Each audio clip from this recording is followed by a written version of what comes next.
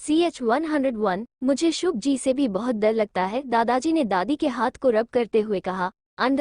ऐसी बातें मत करो चंद्रकला, नील और रुद्र सुनेंगे तो गुस्सा हो जाएंगे। मैं जानता हूँ चारों यहीं कहीं छुपकर हमारी बातें सुन रहे हैं। दादी ने नम आंखों से कहा। संजय के पिताजी सुनने से कुछ नहीं होता। अगर वो चारों भी अपनी पत्नी को ऐसे रखे जैसे आपने मुझे रखा, बात तो तब है। दादाजी ने कहा। चंद्रकला, अपने परवरिश पर थोड़ा तो भरोसा करो। हम जानते हैं हमारे चारों बच्चे थोड़ी जिद्दी है, लेकिन है अच्छे, खासकर मेरा नील। नील भी तो कूट कूट कर अच्छाया भरी हुई है। रुद्र में कितना भी गुस्सा हो लेकिन समझदार बहुत है। कितने कम सालों में उसने डूबा हुआ बिजनेस फिर से खड़ा कर दिया। मेरा बच्चा दिन रात मेहनत करता है। दादा दादी बात करते हुए सोफे पर ही बैठे बैठे सो गए। अब आगे। नेक्स्ट मॉर्निंग सब डाइनिंग टेबल पर नाश्ता कर रहे थे। दादाजी वहां नहीं थे। दादी वही बैठी थी और दादी के सर में दर्द हो रहा था। दादी ने गुस्से में कहा। अगर मुझे सच में पता चला कि कल रात तुम चारों में से ही किसी की शरारत थी, फिर देखना मैं तुम्हारे दादाजी से तुम्हारी कैसी पिटाई करवाती हूँ। नील ने कहा। चांद, आपको कुछ भी याद नहीं है? कल रात संजय के पिताजी ने आपके लिए 4 गाने गाए। दादी ने नील के कान पकड़कर कहा। नील, हो ना हो ये सब तेरी ही शरारत है। तुझे शर्म नहीं आती अपने दादा दादी के साथ मजाक करते हुए? रुद्र ने ब्रेड के स्लाइस उठाते हुए कहा। दादी, यह सब नील ने नहीं किया, ये सब तो आपके स्पेशल पोते ने किया है। दादी ने निहाल को घूर कर देखा और निहाल ने अपने हाथ से दोनों कान पकड़कर कहा। दादी, वो मैंने अपने लिए बनाई थी और आप तो एक ही सेकंड में सारी पी गई। तभी नील ने टेबल बजाते हुए गाना गाया। महबूब मेरे, तू है तो दुनिया कितनी हंसी है, जो तू नहीं तो कुछ भी नहीं है। किट्टू ने रुद्र की तरफ देखा तो रुद्र ने ना में गर्दन हिला दी। किट्टू ने थोड़ा सा नाराज होते हुए अपना मुंह रुद्र की तरफ से घुमा लिया।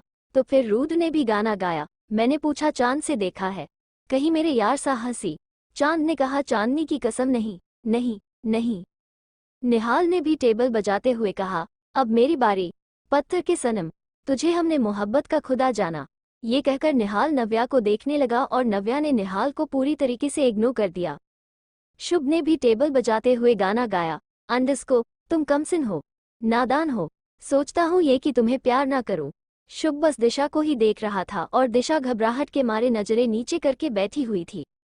सबने डाइनिंग टेबल पर पूरा शोर किया हुआ था। तभी दादाजी आ गए। दादाजी को देखकर सब चुप हो गए। सबसे पहले रुद्र खड़ा हुआ। उसने किट्टू की तरफ देखकर कहा। किट्टू, आज मुझे एक जमीन खरीदनी है, तुम मेरे साथ चलो। किट्टू ने इशारों में कहा। मेरी पढ़ाई, उसका नुकसान हो जाएगा। रुद्र ने किट्टू का हाथ पकड़कर उठाते हुए कहा। हाँ, मुझे पता है तुम्हें IAS ऑफिसर बनना है, अब चुपचाप मेरे साथ चलो। इतना कहकर रुद्र दादाजी को बिना देखे हुए किट्टू को लेकर बाहर आ गया। नील ने निहाल को देखकर कहा। निहाल, तू भूल गया, हमें रुद्र ने काम दिया था। जल्दी खड़ा हो, हमें भी जाना है। इतना कहकर नील और निहाल भी दादाजी को बिना देखे हुए जल्दी से बाहर चले गए। शुभ ने मन ही मन सोचा, तीनों भाग गए, मुझे पीटने के लिए छोड़ गए। शुभ ने नव्या और दिशा को देखकर कहा। तुम दोनों को कॉलेज नहीं जाना, लेट हो जाओगे। चलो मैं कार निकालता हूँ, तुम दोनों भी आ जाओ। इतना कहकर शुभ भी 100 की स्पीड से वहां से भाग गया।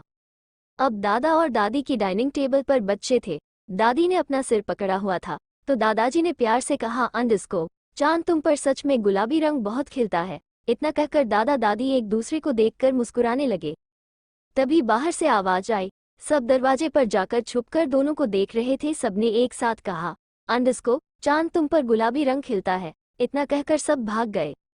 रुद्र ड्राइव कर रहा था और किट्टू उसके बराबर में बैठी थी। किट्टू को रुद्र पर गुस्सा आ रहा था क्योंकि रुद्र ने किट्टू को कॉलेज नहीं जाने दिया। रुद्र ने ड्राइव करते हुए कहा। किट्टू, मैंने बताया था ना, मुझे एक जमीन खरीदनी है। मुझे जैसे भी करके वो जमीन 500 करोड़ तक खरीदनी है। मुझे बस ऐसा महसूस हो रहा है कि तुम अगर मेरे साथ रहोगी तो मैं वो जमीन खरीद लूंगा। दूसरी तरफ नील निहाल अपने बाउंसर को लेकर उस रास्ते पर खड़े थे जहां से सोमनाथ की गाड़ी जाने वाली थी, क्योंकि उस जमीन की नीलामी के लिए सोमनाथ भी जाने वाला था। निहाल ने कहा। यार, ऐसे कब तक खड़े रहेंगे? हमें क्या पता सोमनाथ अपने काफिले को लेकर कब आएगा। नील ने कहा।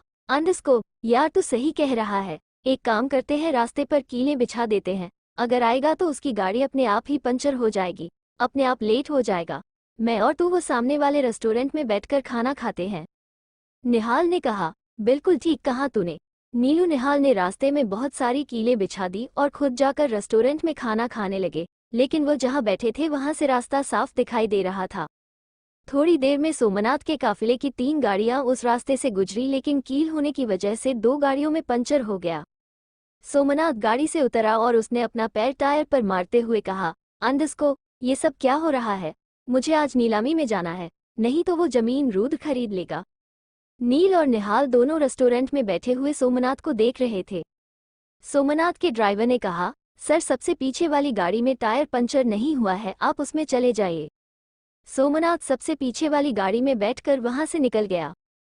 निहाल ने सोमनाथ को देखकर आइसक्रीम का एक बाइट खाते हुए कहा, चल यार काम पर लगते हैं।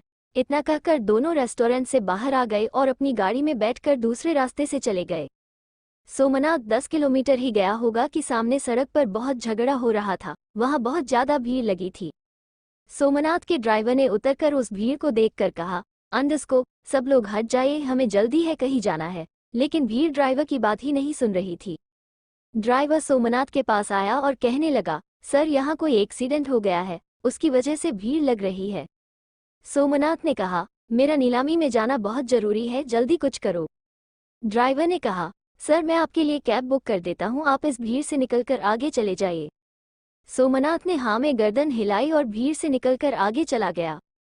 सोमनाथ जिस कार में बैठा था उसमें ड्राइवर वीर था। नील ने वीर को मैसेज करके कह दिया, जितना राजस्थान घुमाना है इसे घुमा देना, लेकिन नीलामी तक लेकर मत जाना। दूसरी तरफ जमीन की नीलामी हो रही थी। रुद्र और किट्टू भी एक गोल सी टेबल पर बैठे हुए थे। जमीन की नीलामी 100 करोड़ से शुरू हुई। सोमनाथ अब तक नीलामी में नहीं पहुंचा था। उसके बेस पर अशोक चौहान बोली लगा रहा था। अशोक चौहान ने 150 करोड़ की बोली लगाई। रुद्र बोली लगाने वाला था, लेकिन किट्टू ने उसका हाथ पकड़ लिया। रुद्र और किट्टू के बीच आंखों आंखों में कुछ बात हुई और रुद्र ने एक मीठी मुस्कान किट्टू को पास की। 150 करोड़ की नीलामी के बाद किसी तीसरे इंसान ने 200 करोड़ की बोली लगाई। अशोक चौहान ने 220 करोड़ की ने बोली लगाई। जमीन से 100 करोड़ की थी। अशोक चौहान ने 120 करोड़ फालतू लगाए थे ताकि रुद्र वो जमीन न खरीद ले। अब कोई और बोली नहीं लगा रहा था। तभी रुद्र ने किट्टू के कहने पर 250 करोड़ की बोली लगाई। 250 करोड़ सुनकर अशोक चौहान भी हैरान हो गया, क्योंकि इस जमीन की कीमत सिर्फ 100 करोड़ थी। फाइनली जमीन रुद्र ने खरीद ली। दूसरी तरफ शुभ ड्राइव कर रहा था। नव्या आगे बैठी थी और दिशा पीछे। शुभ ड्राइव करता और फ्रंट मिरर में दिशा को देखता। दिशा ने आज व्हाइट कलर का अनारकली सूट पहना था और उस पर जयपुरी दुपट्टा लिया हुआ था।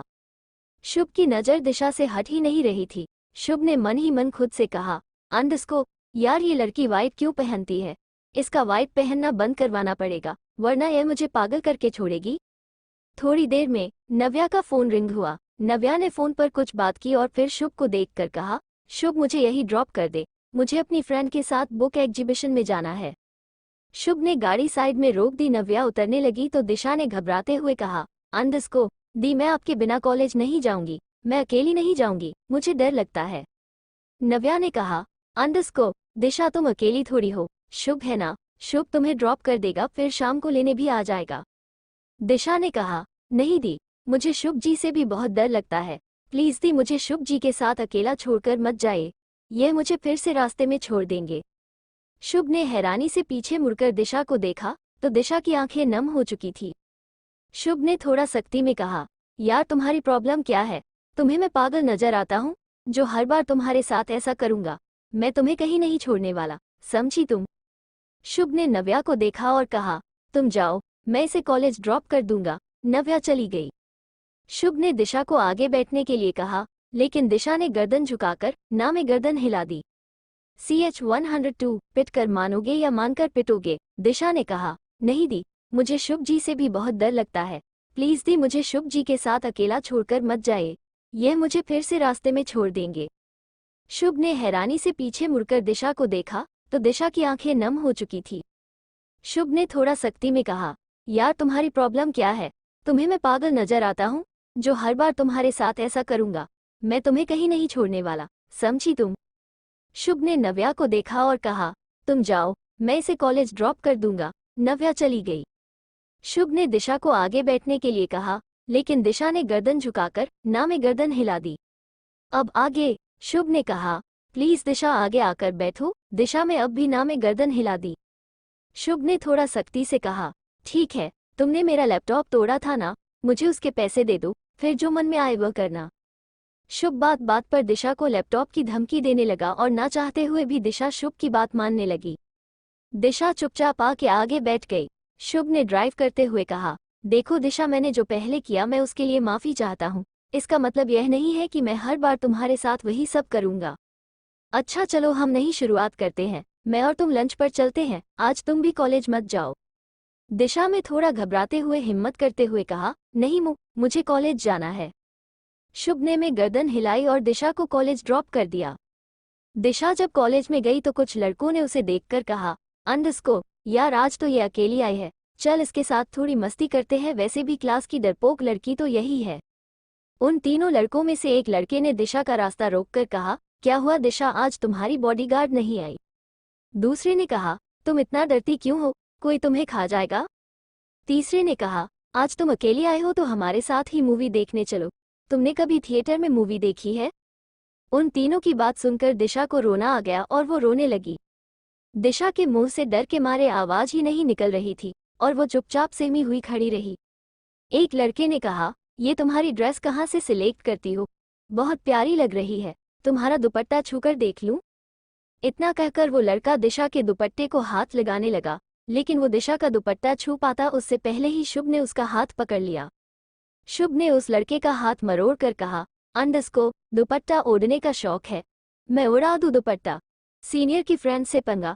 तुम तीनों भूल गए नव्या मेरी बहन है और यह मेरी फ्रेंड और किट्टू मेरी भाभी, अगर इन तीनों को कुछ भी हुआ तो तुम्हें दौड़ा दौड़ा कर मारूंगा, समझे तुम तीनों? वो तीनों शुभ को देखकर थोड़ा डर गए और चुपचाप एक दूसरे को देखने लगे। शुभ ने अपनी बाजू फोल्ड करते हुए कहा, जल्दी बताओ, पिटकर मानोगे या मानकर पिटोगे?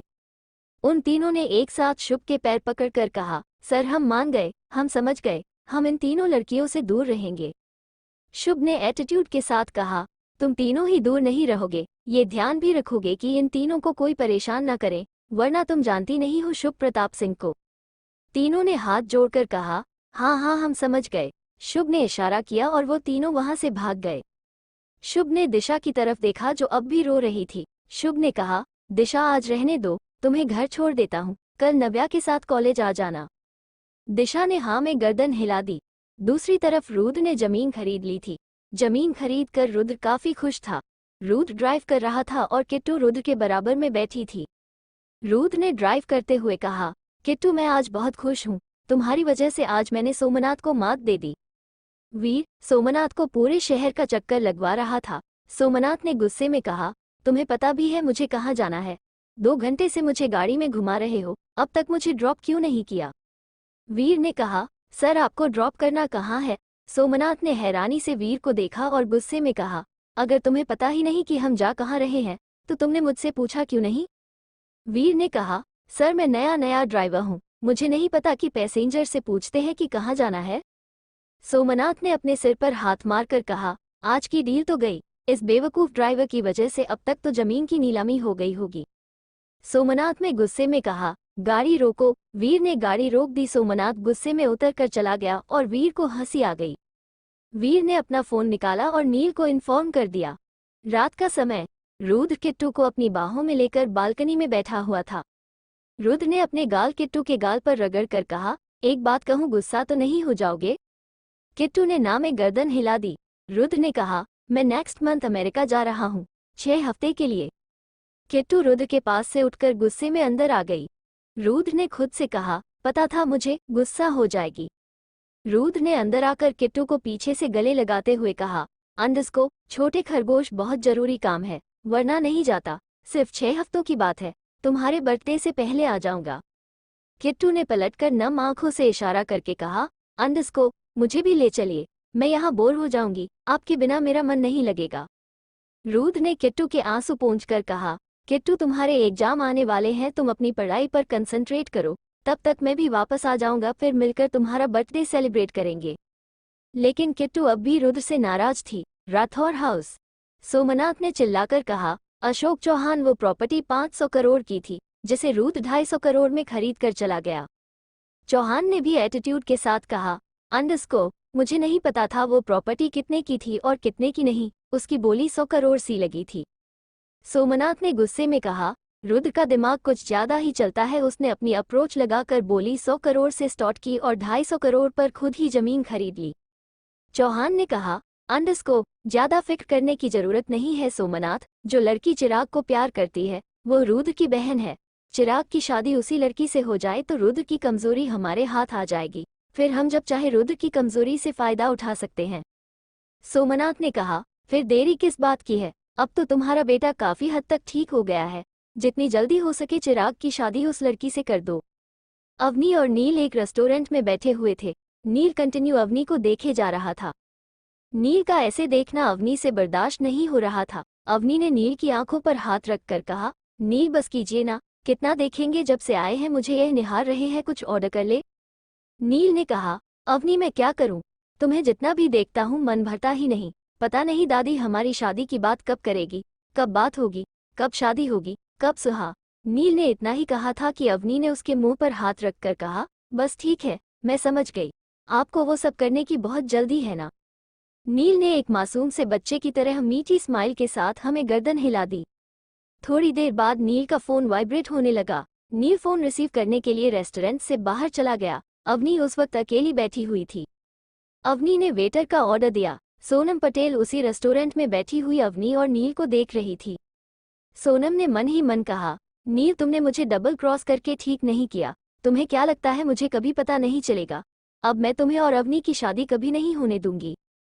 सोनम उठकर अवनी के पास चली गई। अवनी ने सोनम को देखा तो उसे थोड़ा गुस्सा आया।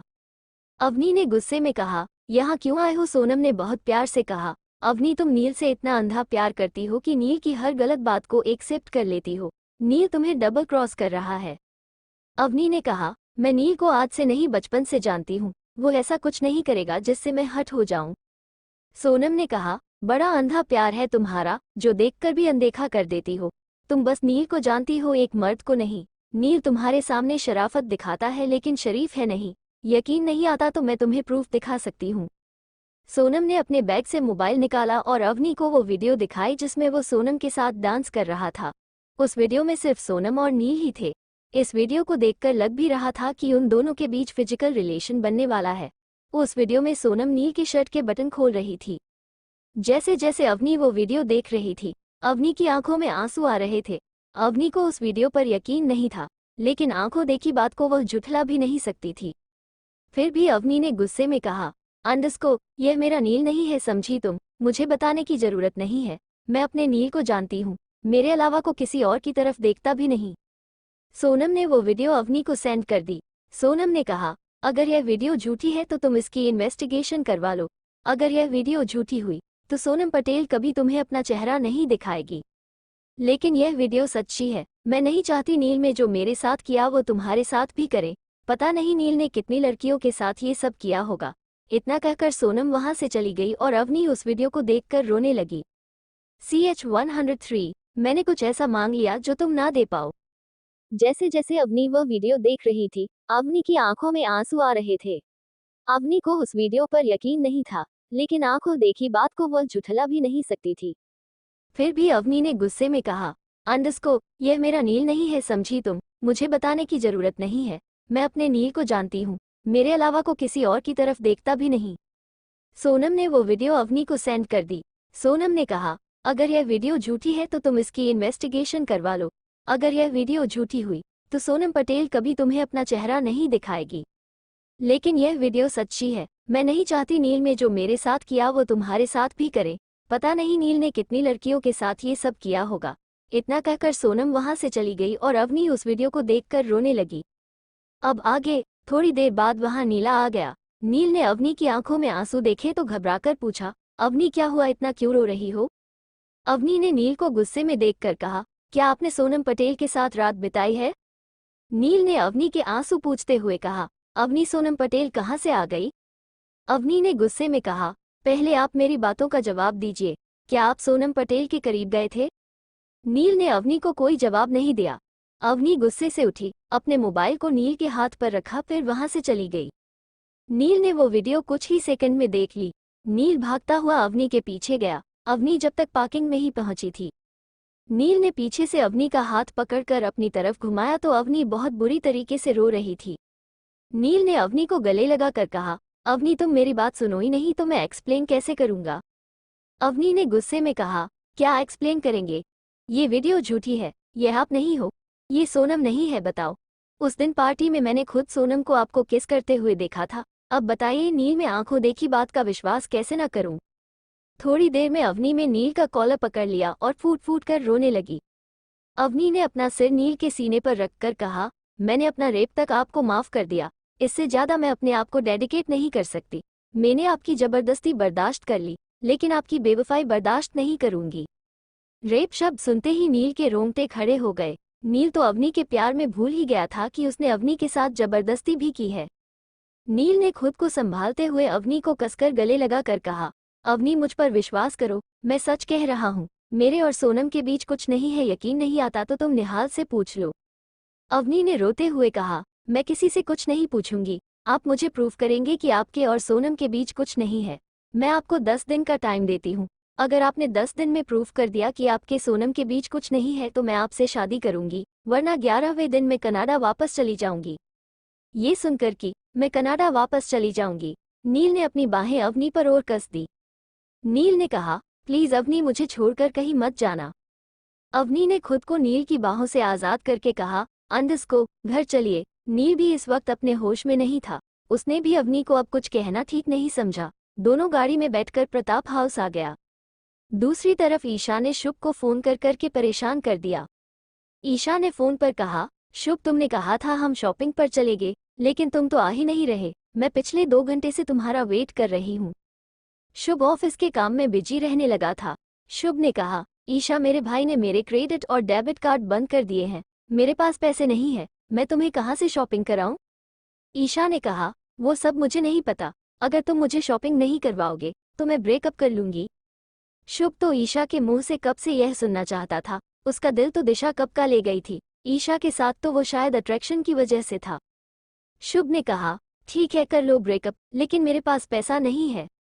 ईशा ने मन ही मन कहा, अरे मैं इतनी बड़ी मछली अपने हाथ से जाने नहीं दे सकती, सब जानते हैं शुभ प्रताप सिंह कितना अमीर है। ईशा ने अपना दिमाग लगाते हुए कहा, अंडस्को शुभ मैं तुम्हारे पैसों से तुम्हें प्यार नहीं करती, मैं तुमसे प्यार करती हूँ। कोई बात नहीं, अगर तुम्हारे पास पैसे नहीं है तो मैं कोई और ड्रेस पहन लूंगी, इट्स ओके, पर तुम कल रात पार्टी में आ जाना। शुभ ने अपने सिर पर हाथ मारकर कहा, हाँ ठीक है आ जाऊंगा। शुभ ने फोन कट कर दिया। शुभ ने मन ही मन खुद से कहा, क्या सच में ईशा मुझे प्यार करती है? अगर वो मुझे सच में प्यार करती है तो मुझे दिशा के बारे में नहीं सोचना चाहिए, लेकिन मैं क्या करूं, दिशा को देखता हूं तो दिशा में ही खो जाता हूं। शुभ की अलग ही कंफ्यूजन थी जिससे वो क्लियर नहीं था। चिराग अब काफी हद तक ठीक हो गया था, उसे और विराट को हॉस्पिटल से डिस्चार्ज मिल गया था। चिराग अपने घर में बैठा हुआ टीवी देख रहा था, तभी नव्या उससे मिलने आई। अशोक चौहान ने चिराग को पहले ही समझा दिया था कि नव्या को वो शीशे में उतार ले ताकि रुद्र से वो बदला ले सके। नव्या ने चिराग को देखा तो खुश हो गई। नव्या ने चिराग के पास बैठकर कहा, चिराग तुम ठीक हो गए, मैं बहुत खुश हूँ। चिराग ने कहा, नव्या तुम हमेशा कहती थी ना शादी कर लेते हैं, शादी कर लेते हैं, चलो हम दोनों शादी कर लेते हैं। नव्या ने कहा, लेकिन तुम मेरे भाई से तो मिले ही नहीं, तुम मेरी फैमिली से मिल लो, अपने डैड को लेकर मेरे घर आ जाओ, मेरा रिश्ता मांग लो, फिर हम शादी कर लेंगे। चिराग ने हाँ में गर्दन हिला दी और नव्या खुशी खुशी वहां से चली गई। चिराग ने अपने डैड को देखकर कहा, आप सच में मेरी इस डिम्बो लड़की से शादी करेंगे? अशोक ने कहा, शादी कर लो, उसके बाद डाइवोर्स दे देना, हमें बस रुद्र की इज्जत के साथ खेलना है, इस लड़की के साथ जो करना है करो, उसके बाद छोड़ देना। चिराग ने अशोक चौहान को एक स्माइल पास की। नव्या खुशी खुशी घर आ गई। नव्या आज बहुत खुश थी क्योंकि उसे लगा चिराग उससे सच में प्यार करता है, उससे शादी करना चाहता है। नव्या खुशी के मारे झूम रही थी और तभी वो निहाल से टकरा गई। आज नव्या खुश थी तो उसका निहाल के साथ बहस करने का मूड नहीं था। उसने निहाल को इग्नोर किया और जाने लगी। तभी निहाल ने उसका हाथ पकड़कर कहा, मिल आए चिराग से। नव्या ने कहा, आप मेरी जासूसी करते हैं। निहाल ने कहा, जासूसी क्या करनी, तुम्हारे चेहरा बता रहा है कि तुम चिराग से मिलकर आई हो। नव्या ने कहा, निहाल जी आपने कहा था ना चिराग अच्छा लड़का नहीं है, लेकिन चिराग बहुत जल्द अपने डैड को लेकर मेरे घर रिश्ता मांगने आएगा। निहाल ने हाथ बांधकर कहा, ये पॉसिबल ही नहीं है नव्या, तुम चिराग को जानती नहीं हो। मैं जानता हूँ, चिराग कभी तुमसे शादी नहीं करेगा, ना वो अपने डैड को लेकर यहाँ आएगा। नव्या ने गुस्से में कहा, आप झूठ बोल रहे हैं, मैं अभी चिराग से मिलकर आ रही हूँ, वो अपने डैड को लेकर यहाँ जरूर आएगा। निहाल ने कहा, और अगर वो नहीं आया तो, मेरी बात सच हुई तो, तब तुम क्या करोगी? नव्या ने हाथ बांधकर कहा, तो जो आप कहेंगे नव्या प्रताप सिंह वही करेगी, यह वादा है नव्या का निहाल राजपूत से। नव्या जाने लगी तो निहाल ने पीछे से कहा, सोच लो नव्या, मैंने कुछ ऐसा मांग लिया जो तुम ना दे पाओ। नव्या निहाल की बातों का मतलब समझ रही थी। नव्या ने बिना मुड़े कहा, दे दूंगी। नव्या अपनी बात से मुकरेगी नहीं। निहाल ने अपने बालों में हाथ मारकर खुश होकर खुद से कहा, क्या बात है निहाल, तेरी लव स्टोरी तो ट्रैक पर आ रही है।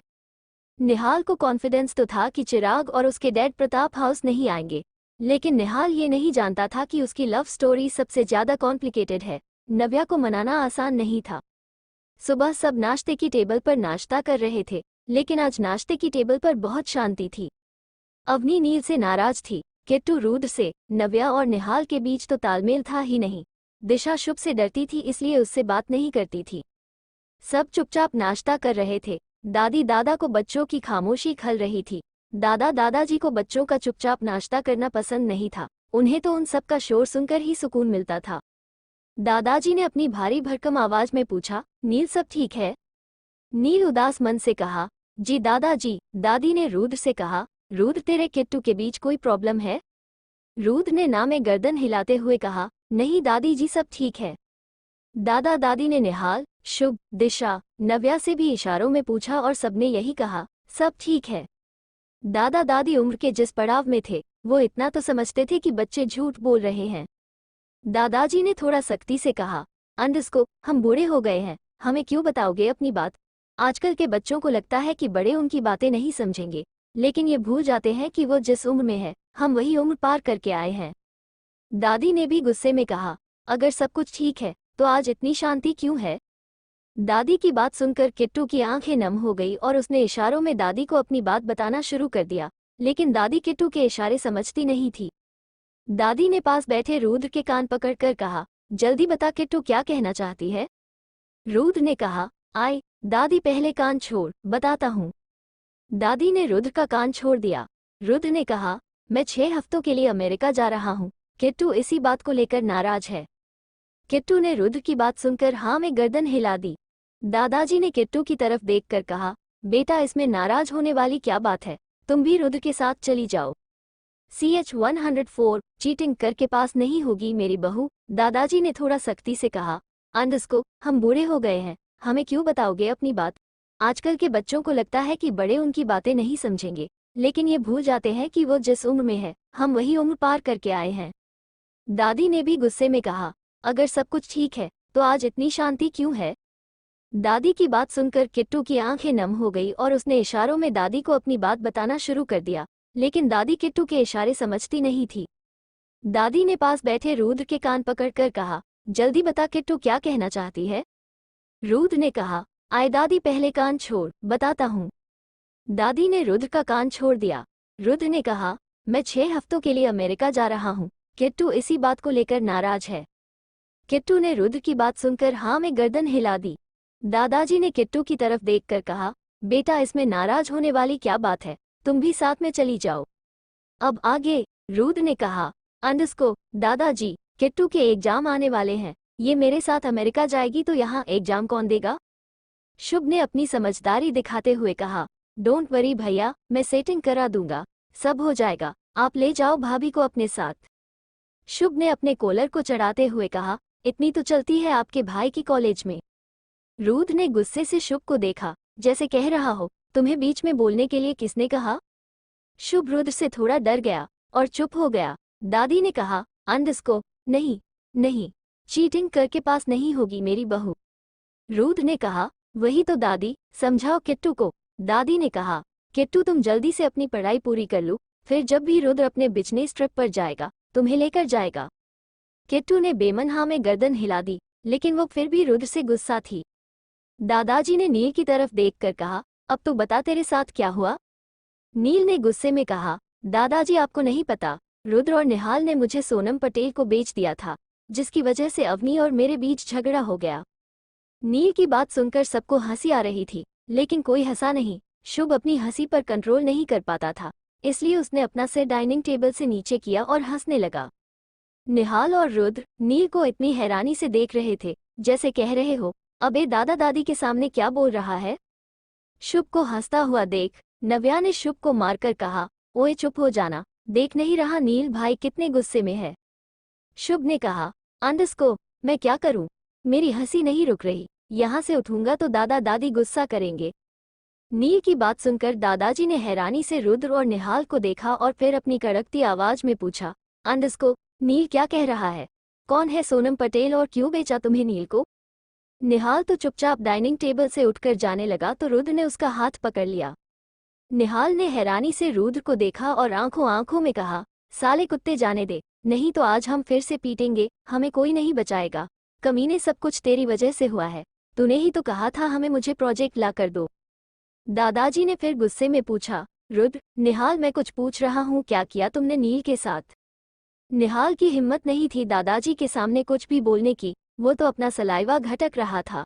रुद्र ने हिम्मत करते हुए कहा, दादाजी वो मुझे पटेल साहब से एक प्रोजेक्ट चाहिए था, उसके बदले में। रुद्र इतना ही बोल पाया था कि दादी ने देखा मेन डोर पर अवनी के पेरेंट्स खड़े थे। दादी ने अवनी के पेरेंट्स को देखकर कहा, संजय के पिताजी, अब हम इस बारे में बाद में बात करेंगे, अभी इन लोगों से मिल लेते हैं, नील और अवनी की शादी की बात भी करनी है। नील और अवनी एक दूसरे को देख रहे थे। अवनी इस वक्त बहुत उदास थी और नील बहुत गुस्से में। अवनी और नील दोनों ही इस वक्त कोई सीन क्रिएट नहीं करना चाहते थे, इसलिए वह भी चुपचाप आकर डाइनिंग एरिया में बैठ गए। दादी दादा ने अवनी के पेरेंट्स से ज्यादा बात ना करते हुए उन्हें गेस्ट रूम में आराम करने के लिए कह दिया। दादी ने कहा, अंडस्को, सीमा, सुधीर, तुम दोनों थक गए होंगे, आराम कर लो, बाकी बात बाद में करेंगे। दादाजी ने कहा, हाँ सुधीर, कुछ घंटे आराम कर लो, उसके बाद शाम को बातें करेंगे, काफी लंबी यात्रा करके आए हो, थक गए होंगे। सीमा ने कहा, कोई बात नहीं आंटी, हम पहले बात कर लेते हैं, आराम बाद में कर लेंगे। सुधीर ने कहा, अंकल आप लोगों से मिलकर ही थकावट दूर हो गई। लेकिन दादा दादी ने एक साथ कहा, हाँ हम जानते हैं, अब तुम दोनों थोड़ा आराम कर लो, फिर बात करते हैं। सीमा अवनी से गले लग गई, अवनी की आंखों में आंसू आ गए। सुधीर निहाल से गले लग गया और निहाल भी सुधीर से गले लगकर खुश था। सुधीर फिर अवनी के पास आकर थोड़ी बातें करने लगा, लेकिन सीमा ने निहाल से बात नहीं की। ये बात नव्या नोटिस कर रही थी, लेकिन नव्या के पास इस बात का जवाब नहीं था। थोड़ी देर बाद सुधीर और सीमा गेस्ट रूम में चले गए। अवनी अपने कमरे में चली गई। शुभ, नील, रुद्र, निहाल ऑफिस के लिए चले गए। नव्या, किट्टू, दिशा कॉलेज चली गई। किट्टू का आज मन पढ़ाई में बिल्कुल नहीं था। किट्टू को बार बार नील का गुस्सा याद आ रहा था। किट्टू को नील की फिक्र हो रही थी, क्योंकि एक नील ही था जो रुद्र के बाद उसके बातों को समझता था। किट्टू और रुद्र का प्यार तो बाद में पनपा था, उससे पहले तो किट्टू और नील एक दूसरे को अच्छे से समझते थे। नील किट्टू की बात बिना कहे समझ जाता था। नील किट्टू को बच्चा बोलता था और बहन मानता था। किट्टू ने दिशा को मैसेज किया। दिशा ने कहा, किट्टू अभी जाओगी। किट्टू ने हाँ में गर्दन हिला दी। दिशा ने कहा, मैं भी चलती हूँ, वरना मैं हूँ बोर हो जाऊंगी, नव्या को मैसेज करके बोल देते हैं। किट्टू दिशा ने डिसाइड किया और नव्या को मैसेज करके बोल दिया। दोनों ड्राइवर के साथ रुद्र के ऑफिस आ गई। रुद्र का ऑफिस। रुद्र अपने केबिन में काम कर रहा था। निहाल और नील निहाल के केबिन में झगड़ा कर रहे थे। निहाल ने कहा, मैं बात करूंगा ना अवनी से, वो समझ जाएगी, तो प्लीज गुस्सा मत हो। नील ने गुस्से में कहा, कैसे गुस्सा ना करूं, तू जानता भी है अवनी को कितना हर्ट हुआ है, वो वीडियो ही ऐसी है, कोई भी देखेगा तो गलत ही समझेगा। निहाल ने अपनी हंसी कंट्रोल करते हुए कहा, साले प्यासी चुड़ैल काफी चालू निकली, अपने कमरे में कैमरे भी लगा रखे थे। नील ने चेयर पर बैठते हुए कहा, हाँ होने वाले साले, डायन कहीं की बेशर्म औरत। निहाल ने कहा, अरे बेशर्म नहीं थी, अगर तेरे साथ इंटीमेट होती तो बार बार वीडियो में तुझे देखकर अपने आप को शांत कर लेती। नील ने एक तकिया लेकर निहाल को मारते हुए कहा, साले पहले ये सोच अवनी का डाउट कैसे क्लियर करें, मुझे बाद में चढ़ा लियो। निहाल ने कहा, तू टेंशन मत ले, 10 दिन तो अवनी ने हमें ज्यादा दे दिए, हम उसका डाउट 10 घंटे में ही क्लियर कर देंगे। तभी वहां शुभ गया। शुभ निहाल को कोई फाइल देने आया था। शुभ ने नील को देखा तो उसे फिर से हंसी आ गई और वो हंसने लगा। निहाल ने शुभ की गर्दन को पकड़ते हुए कहा, अंडरस्कोर साले बहुत हंसी आ रही है। तुझे सुबह से देख रहा हूँ, तू अपने दांत बहुत दिखा रहा है। रुक तुझे मैं बताता हूँ। इतना कहकर निहाल ने मजाक करते हुए शुभ की कमर पर 2-3 पंच मार दिए। शुभ ने खुद को छुड़वाते हुए कहा, एक तो तुमने दिन दहाड़े मेरे भाई को भेज दिया, ऊपर से मुझ पर ही गुस्सा निकाल रहे हो। शुभ निहाल नील के पास बैठकर बोला, बताओ ना भैया कैसे बेचा था, बोली लगी थी या ऐसे ही? अच्छा कितने में बिके आप? नील ने गुस्से में शुभ को देखकर कहा, अंडरस्कोर मत करना यार। एक तो निहाल ने पहले ही मेरा दिमाग खराब करके रखा हुआ है, ऊपर से तेरे उटपटांग क्वेश्चन। जो काम करने आया था वो करो, निकल। वो तीनों एक दूसरे के साथ बात ही कर रहे थे कि एक एम्प्लॉय निहाल के केबिन में आकर बोला, सर किट्टू मैम और उनके साथ एक लड़की ऑफिस आई है, वो दोनों लिफ्ट में फंस गई। ये सुनते ही तीनों लिफ्ट की तरफ भागे। वहां जाकर देखा तो रुद्र पहले से ही लिफ्ट के पास खड़ा था। रुद्र ने कहा, अंडरस्कोर किट्टू, दिशा डरने की जरूरत नहीं है, थोड़ी देर में लिफ्ट ठीक हो जाएगी। दिशा ने अपनी कांपती आवाज में कहा, रुद्र भैया किट्टू का डर लग रहा है। रुद्र ने कहा, किट्टू मेरी आवाज सुन रही हो ना, पैनिक होने की जरूरत नहीं है, बस थोड़ी देर में लिफ्ट ठीक हो जाएगी, डरो मत, यहाँ हम सब हैं। दिशा ने कहा, रुद्र भैया किट्टू को अंधेरे से डर लगता है। थोड़ी देर में लिफ्ट खुल गई और रुद्र ने जल्दी से जाकर किट्टू को गले लगा लिया। शुभ ने दिशा को देखा तो दिशा भी घबरा रही थी। शुभ का मन हुआ कि वह भी दिशा को अपने सीने में छुपा ले। शुभ ने मन ही मन कहा, अगर मैंने गलती से भी दिशा को छू लिया तो ये तीनों मुझे मार मार के बंदर बना देंगे। रुद्र ने एक हाथ से किट्टू की कमर को पकड़कर गले लगाया हुआ था और दूसरे हाथ से दिशा के गाल को सहलाते हुए पूछा, अंडरस्कोर तुम ठीक हो? दिशा ने हाँ में गर्दन हिला दी। नील निहाल भी लिफ्ट के अंदर चले गए थे। शुभ को थोड़ी शरारत सूझी तो उसने चिल्लाकर कहा, सारे बाहर निकलो, लिफ्ट ओवरलोड हो गई, फिर से खराब हो जाएगी। शुभ की बात सुनकर नील निहाल ने शुभ को देखा और फिर सब बाहर आ गए। इस वक्त सब रुद्र के केबिन में बैठे हुए थे। CH-105 तुम मुझे रोक सकती हो? शुभ का मन हुआ कि वह भी दिशा को अपने सीने में छुपा ले। शुभ ने मन ही मन कहा, अगर मैंने गलती से भी दिशा को छू लिया तो ये तीनों मुझे मार मार के बंदर बना देंगे। रुद्र ने एक हाथ से किट्टू की कमर को पकड़कर गले लगाया हुआ था और दूसरे हाथ से दिशा के गाल को सहलाते हुए पूछा, अंडरस्कोर तुम ठीक हो? दिशा ने हाँ में गर्दन हिला दी। नील निहाल भी लिफ्ट के अंदर चले गए थे। शुभ को थोड़ी शरारत सूझी तो उसने चिल्लाकर कहा, सारे बाहर निकलो, लिफ्ट ओवरलोड हो गई, फिर से खराब हो जाएगी। शुभ की बात सुनकर नील निहाल ने शुभ को देखा और फिर सब बाहर आ गए। इस वक्त सब रुद्र के केबिन में बैठे हुए थे। अब आगे सब बातें कर रहे थे। तभी किट्टू ने मैसेज करके रुद्र से कहा, मुझे आपसे बात करनी है, अकेले में। रुद्र ने भी मैसेज किया, अकेले में? क्या हुआ छोटे खरगोश, मुझे किस करनी है? प्यार आ रहा है मुझ पर? किट्टू ने गुस्से में एंग्री पाउटिंग पाउटिंग पाउटिंग भेज दिए। रुद्र को मैसेज पढ़कर हंसी आ गई। रुद्र ने निहाल शुभ की तरफ देखकर कहा, अंडरस्कोर अब सारा दिन मेरी केबिन में बैठे रहोगे, अपने अपने केबिन में जाओ। शुभ ने गुस्से में कहा, मेरा कौन सा केबिन है? कौन सा केबिन दिया है आपने मुझे? केबिन तो क्या, आपने तो मुझे एक डेस्क भी नहीं दिया। अरे डेस्क तो छोड़ो, एक चेयर ही दे देते, मैं तो रेस्ट करने के लिए भी निहाल भैया के केबिन में जाता हूँ। पीयू से ज्यादा हैसियत नहीं है मेरी इस ऑफिस में, और कहने के लिए मैं इस ऑफिस का ऑनर हूँ। नील तब तक उठ गया था। नील ने शुभ की बाजू पकड़कर उसे अपने साथ ले जाते हुए कहा, अबे चलना, उसे किट्टू के साथ टाइम स्पेंड करना है, फिर वो अमेरिका चला जाएगा। शुभ ने थोड़ी नाराजगी भरे लहजे में कहा, तो ये बोले ना कि उन्हें भाभी के साथ थोड़ा वक्त चाहिए। केबिन केबिन कर रहे हैं, मेरे जले पर नमक छिड़क रहे हैं। निहाल ने कहा, बस कर छोटे शेर, अब इतना क्या गुस्सा हो रहा है? पहले केबिन लायक बन तो जा, फिर अपने आप केबिन मिल जाएगा। निहाल ने दिशा को देखकर कहा, दिशा चलो तुम्हें ऑफिस दिखा देता हूँ। शुभ ने इस बात का फायदा उठाते हुए कहा, दिशा को ऑफिस में दिखा दूंगा, मैं जो फाइल लाया था आप उसे चेक कर लीजिए। शुभ की बात सुनकर नील ने शुभ को देखा, जैसे कह रहा हो इस बार कोई बदमाशी नहीं, वरना इस बार रुद्र तुम्हें नहीं छोड़ेगा। शुभ ने अपनी आइज बिलीव करते हुए कहा, ट्रस्ट मी, इस बार कुछ नहीं होगा। शुभ दिशा को लेकर वहां से चला गया। नील निहाल फिर से निहाल के केबिन में बैठ गए। रुद्र ने किट्टू का हाथ पकड़कर अपने पास खींचा और किट्टू रुद्र की गोद में जा बैठी। रुद्र ने किट्टू के गालों पर उंगलियां चलाते हुए कहा, खरगोश अंधेरे से डर लगता है? किट्टू ने हाँ में गर्दन हिला दी। रुद्र ने किट्टू के बालों को कान के पीछे करते हुए पूछा, तो तुम मुझसे बात करने आए हो? किट्टू ने फिर से हाँ में गर्दन हिला दी। रुद्र ने कहा, बोलो क्या बात करनी है? किट्टू ने अपना मोबाइल निकाला और रुद्र को मैसेज कर दिया। रुद्र ने मैसेज रीड किया। रुद्र जी, नील भैया बहुत परेशान है, उनका अवनी से झगड़ा हो गया उस सोनम पटेल की वजह से, और आप बस देख रहे हो, कुछ करते क्यों नहीं? रुद्र ने अपने होठ किट्टू के गर्दन पर रब करते हुए पूछा, मैं क्या करूं? किट्टू ने हैरानी से रुद्र को देखा।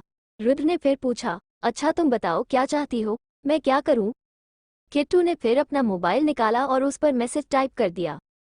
किट्टू ने कहा, अगर आप चाहते हैं कि मैं आपको अमेरिका जाने दूं, तो आप नील भैया और अवनी दी के बीच सब कुछ ठीक कर दीजिए। मुझे नहीं पता आप ये सब कैसे करेंगे, लेकिन आपके जाने से पहले मैं नील भैया और अवनी दी को साथ में देखना चाहती हूँ।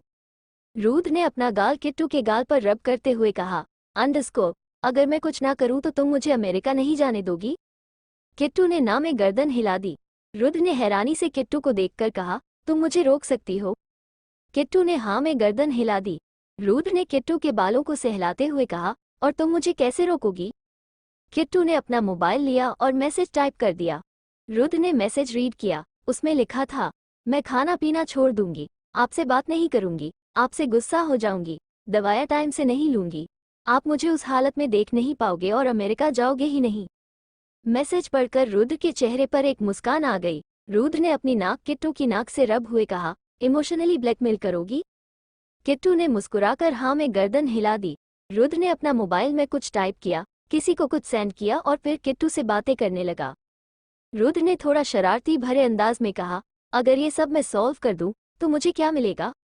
किट्टू को रुद्र की बात पर गुस्सा तो आ रहा था कि भला रुद्र को मैं क्या दे सकती हूँ, फिर भी उसने थोड़ा गुस्से में टाइप करके रुद्र को मैसेज भेज दिया। रुद्र ने मैसेज पढ़ा। उसमें लिखा था, मेरे नाम जो यूनिटी ऑफ स्टैच्यू है वो मैं आपके नाम कर दूंगी। ये पढ़कर रुद्र जोर जोर से हंसने लगा। रुद्र ने किट्टू को कस के गले लगा रखा था और उसी के गर्दन पर अपना माथा टीका कर हंस रहा था। रुद्र के ऐसे हंसने से किट्टू इरिटेट हो रही थी। किट्टू ने मैसेज टाइप किया और लिखा, भला मैं आपको क्या दे सकती हूँ, अब आप हंसना बंद कीजिए। रुद्र ने अपनी हंसी को कंट्रोल किया और मुस्कुरा कर बोला, नील निहाल के साथ रह रहकर पंच मानना सीख गई। रुद्र ने अपने होंठ किट्टू के होठों के पास ले जाकर धीरे से कहा, मैं बताऊं तुम मुझे क्या दे सकती हो? किट्टू समझ गई कि रुद्र अब क्या करने वाला है। किट्टू को शर्म आने लगी और उसने अपनी नजरें नीचे कर ली। किट्टू और रुद्र के सांसें एक दूसरे में उलझ रही थी। अगले ही पल रुद्र ने अपने होठों से किट्टू के होठों को दबा दिया। किट्टू की आंखें बंद हो गई है। उसके हाथ रुद्र के जैकेट पर कस गए। रुद्र बड़े प्यार से किट्टू को स्मूच कर रहा था। किट्टू तो आंखें बंद करके बस रुद्र की किस को फील कर रही थी। पिछले 1 घंटे से रुद्र किट्टू को ब्रेक ले लेकर किस किए जा रहा था। किट्टू जैसे ही रुद्र की गोद से उठने की कोशिश करती, रुद्र उसे कमर से पकड़कर फिर बैठा लेता और किस करने लगता। पिछले 1 घंटे से यही सिलसिला चल रहा था। रुद्र ने अनगिनत किस किट्टू को कर दी थी। फाइनली किट्टू ने रुद्र के सीने पर सिर रख लिया और रुद्र किट्टू के बालों को सहलाता रहा। रुद्र ने कहा, किट्टू प्रॉब्लम सॉल्व कर दी मैंने। किट्टू ने हैरानी से देखा, फिर इशारों ने पूछा, कब की? आप तो कहीं गए भी नहीं। रुद्र ने एटीट्यूड के साथ कहा, मैं हीरो किस बात का, अगर मैं उठकर काम करूंगा? रुद्र ने किट्टू के बालों को सहलाते हुए कहा, तुम्हारे देवर और जेठ दोनों पागल है, बस प्लानिंग करते हैं लेकिन उसका अंजाम नहीं सोचते। दूसरी तरफ दिशा शुभ के पीछे पीछे पूरे ऑफिस में घूम रही थी और शुभ एक्साइटेड होकर आगे आगे चल रहा था। शुभ दिशा को ऑफिस दिखा रहा था। शुभ क्या बोल रहा है, दिशा को तो कुछ समझ ही नहीं आ रहा था। वो तो बस चुपचाप सहमी हुई शुभ के पीछे पीछे चल रही थी। शुभ दिशा को ऑफिस दिखाता हुआ फैक्ट्री तक ले आया जो ऑफिस से करीब 2 किलोमीटर दूर थी। शुभ फैक्ट्री की मशीनों को ऐसे दिखा रहा था जैसे दिशा को मशीनों की बहुत नॉलेज हो। शुभ को धीरे धीरे मशीनों की नॉलेज हो गई थी, इसीलिए वह एक्साइटेड होकर दिखा रहा था। फैक्ट्री दिखाने के बाद शुभ दिशा को एक दूसरी फैक्ट्री में ले गया जहां नई मशीनें रखी थी। वहां कोई रिप्लाई नहीं था, बस शुभ और दिशा थे। शुभ दिशा को देख रहा था और दिशा मशीनों को देख रही थी। शुभ ने मन ही मन खुद से कहा, यार मैं इतना कंफ्यूज क्यों हूँ? दिशा अच्छी तो है, सही तो कह रहे थे भैया, इससे शादी करके सेट हो जाता हूँ, इससे अच्छी लड़की कहाँ मिलेगी। शुभ अपने ही ख्यालों में था, तभी उसका फोन वाइब्रेट हुआ। शुभ ने फोन लिया और बाहर जाने लगा। शुभ ने एक नज़र दिशा को देखा और कहा, तुम यहीं रुको, मैं अभी आता हूँ। दिशा उस फैक्ट्री में ही खड़ी रही और शुभ फोन लेकर फैक्ट्री से बाहर चला गया। अवनी अपने कमरे में बैठी हुई बस सोनम की भेजी हुई वीडियो देख रही थी। अवनी जितना उस वीडियो को देखती उतना ही रोती। तभी उसके मोबाइल पर एक वीडियो और आए। अवनी ने वो वीडियो देखी और जैसे जैसे उस वीडियो को देखा, अवनी के चेहरे पर मुस्कुराहट वापस आ गई। अवनी उठी और भागते हुए प्रताप हाउस से निकल गई। अवनी में कार स्टार्ट की और सीधा रुद्र के ऑफिस पहुंची। अवनी ने जल्दी से रुद्र का केबिन खोला तो रुद्र ने उसे चुप रहने का इशारा किया, क्योंकि किट्टू रुद्र की गोद में बैठी बैठी सो गई थी। अवनी ने दिल की शेप बनाई और रुद्र से इशारों में पूछा कि नील कहाँ है। रुद्र ने धीरे से कहा, निहाल के केबिन में। अवनी जल्दी से निहाल के केबिन में गई तो उसने देखा नील गुस्से से विंडो के बाहर देख रहा है। अवनी का आना नील को महसूस ही नहीं हुआ, क्योंकि नील के दिमाग में इस वक्त अवनी की कई बातें घूम रही थी। मैंने अपना रेप भी माफ कर दिया, इससे ज्यादा मैं अपने प्यार को डेडिकेट नहीं कर सकती। ये बात सोच सोच कर नील का दिमाग बहुत खराब हो रहा था। चाहे जो भी था, सच था, नील ने अवनी के साथ जबरदस्ती तो की ही थी। बेशक नील उस वक्त होश में नहीं था। CH-106 नील का दर्द। अवनी ने जल्दी से रुद्र का केबिन खोला तो रुद्र ने उसे चुप रहने का इशारा किया, क्योंकि किट्टू रुद्र की गोद में बैठी बैठी सो गई थी। अवनी ने दिल की शेप बनाई और रुद्र से इशारों में पूछा कि नील कहाँ है। रुद्र ने धीरे से कहा, निहाल के केबिन में। अवनी जल्दी से निहाल के केबिन में गई तो उसने देखा नील गुस्से से विंडो के बाहर देख रहा है। अवनी का आना नील को महसूस ही नहीं हुआ, क्योंकि नील के दिमाग में इस वक्त अवनी की कई बातें घूम रही थी। मैंने अपना रेप भी माफ कर दिया, इससे ज्यादा मैं अपने प्यार को डेडिकेट नहीं कर सकती। ये बात सोच सोच कर नील का दिमाग बहुत खराब हो रहा था। चाहे जो भी था, सच था, नील ने अवनी के साथ जबरदस्ती तो की ही थी। बेशक नील उस वक्त होश में नहीं था। अब आगे नील का दिमाग पूरी तरह से खराब था। नील हल्का सा पलटा ही था कि अवनी उससे गले लग गई। नील हैरान हो गया। उसने अवनी की कमर को रब करते हुए पूछा, अवनी तुम ठीक हो, क्या हुआ। अवनी ने खुद को नील से दूर किया। अवनी ने पंजों के बल खड़े होकर नील के होंठ पर अपने होंठ रख दिए। अवनी नील को किस कर रही थी। पहले तो नील हैरान हुआ, फिर वो भी अवनी को किस बैक करने लगा। थोड़ी देर बाद अवनी ने नील को गले लगा लिया। नील ने अवनी के बालों को सहलाते हुए पूछा, अंडरस्को कल तो बहुत बड़बड़ कर थी, अचानक से इतना प्यार, तबीयत तो ठीक है तुम्हारी। अवनी ने कहा, हाँ, क्योंकि मेरी गलतफहमी दूर हो गई। नील ने पूछा, और यह चमत्कार कैसे हुआ। अवनी ने कहा, रुद्र भैया ने वीडियो भेजी है। अवनी ने वीडियो नील को दिखाई। वो उस रात की पूरी वीडियो थी जिसमें सोनम थक कर सो गई थी और नील निहाल डांस कर रहे थे। नील ने वीडियो देखी, फिर हैरानी से अवनी को देखा।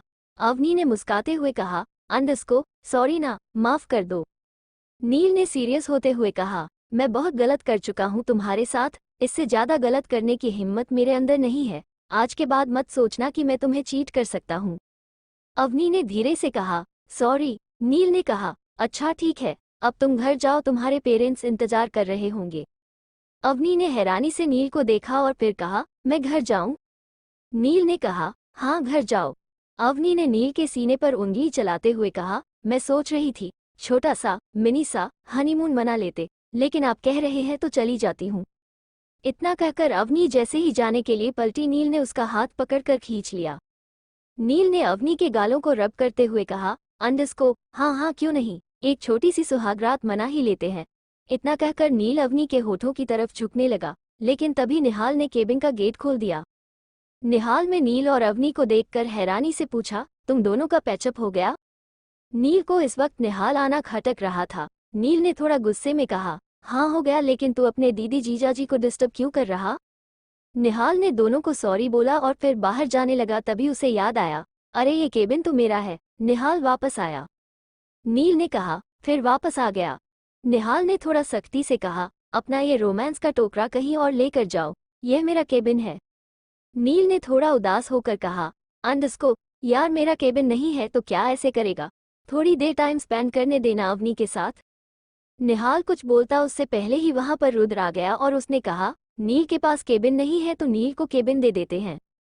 नील, निहाल, अवनी तीनों ही रुद्र को हैरानी से देख रहे थे। नील ने अपनी कंफ्यूजन को दूर करने के लिए पूछा, अब बॉडीगार्ड को केबिन भी देगा। रुद्र ने कहा, बॉडीगार्ड को केबिन नहीं दे रहा हूँ, बॉडीगार्ड का प्रमोशन कर रहा हूँ। धनराज अंकल रिटायरमेंट ले रहे हैं, उनकी जगह अब तुम काम करोगे। इतना कहकर रुद्र वहां से जाने लगा। नील ने पूछे से पूछा, इतनी मेहरबानी इसलिए क्योंकि मैं अवनी से शादी कर रहा हूँ और मुझे अवनी के लायक होना चाहिए। नील के लहजे में ताना साफ साफ नजर आ रहा था। रुद्र नील की बातों का जवाब देता, इतने वहां धनराज आ गया। धनराज को देखकर नील उनके पास आया, उनके पैर छूकर नमस्ते करके बोला, आप रिटायरमेंट ले रही हो? धनराज ने हाँ में गर्दन हिला दी। धनराज ने कहा, हाँ नील, एक न एक दिन तो शेर बूढ़ा होता ही है। मैं भी हो गया, अब ऑफिस का काम नहीं संभाला जाता। रुद्र को मैंने ही कहा है कि वो तुम्हें मेरी पोस्ट दे दे, तुमसे ज्यादा लायक इस पोस्ट के कोई नहीं है। अगले ही पल नील धनराज के केबिन में था। दोनों अकेले थे। धनराज चेयर पर बैठा था और नील गुस्से में चक्कर लगा रहा था। नील ने कहा, कसम खाए अंकल, आपने रुद्र को नहीं बताया कि मैं उसका बड़ा भाई हूँ। धनराज ने कहा, अगर मुझे बताना होता तो कब का बता देता, इतने दिनों तक छुपा कर नहीं रखता। मैंने उसे कुछ नहीं बताया, बस मैं रिटायर ले रहा हूँ तो उसने मुझसे पूछा कि यह पोस्ट मैं किसे दूं और मैंने तुम्हारा नाम ले लिया। नील ने थोड़ा नाराज भरे लहजे में कहा, मुझे ये पोस्ट नहीं चाहिए, मुझे रुद्र की प्रॉपर्टी में इंटरेस्ट नहीं है। मैं प्रताप हाउस बस पापा के वादे की वजह से हूँ, वरना मैं उस घर में नहीं रहता। धनराज ने कहा, नील वो घर तुम्हारा भी है, पूरा हक है तुम्हारा उस घर पर, दादा दादी पर, नव्या पर, शुभ पर, रुद्र पर भी तुम्हारा पूरा हक है। नील ने चेयर पर बैठते हुए कहा, अंकल मैं ऐसे हक तो नहीं मानता जो दुनिया से छुपा हुआ हूँ, तो मैं पापा की नाजायज औलाद है ना। नील की बातों में दर्द साफ दिखाई दे रहा था। धनराज में भी थोड़ा गुस्से में कहा, ये तुम्हारे दिमाग में किसने क्या डाल दिया? नाजायज नहीं हो तुम, बस हमारे पास प्रूफ नहीं है कि संजय ने तुम्हारी माँ अनिता से शादी की थी। तुम रुद्र के सौतेले भाई हो, नाजायज भाई नहीं समझे। सब संजय की गलती थी, उसने सही टाइम पर सही डिसीजन नहीं लिया, जिसका हर्जाना तुम भुगत रहे हो। गलती अनीता की भी थी, अनीता ने भी कभी संजय को सच नहीं बताया।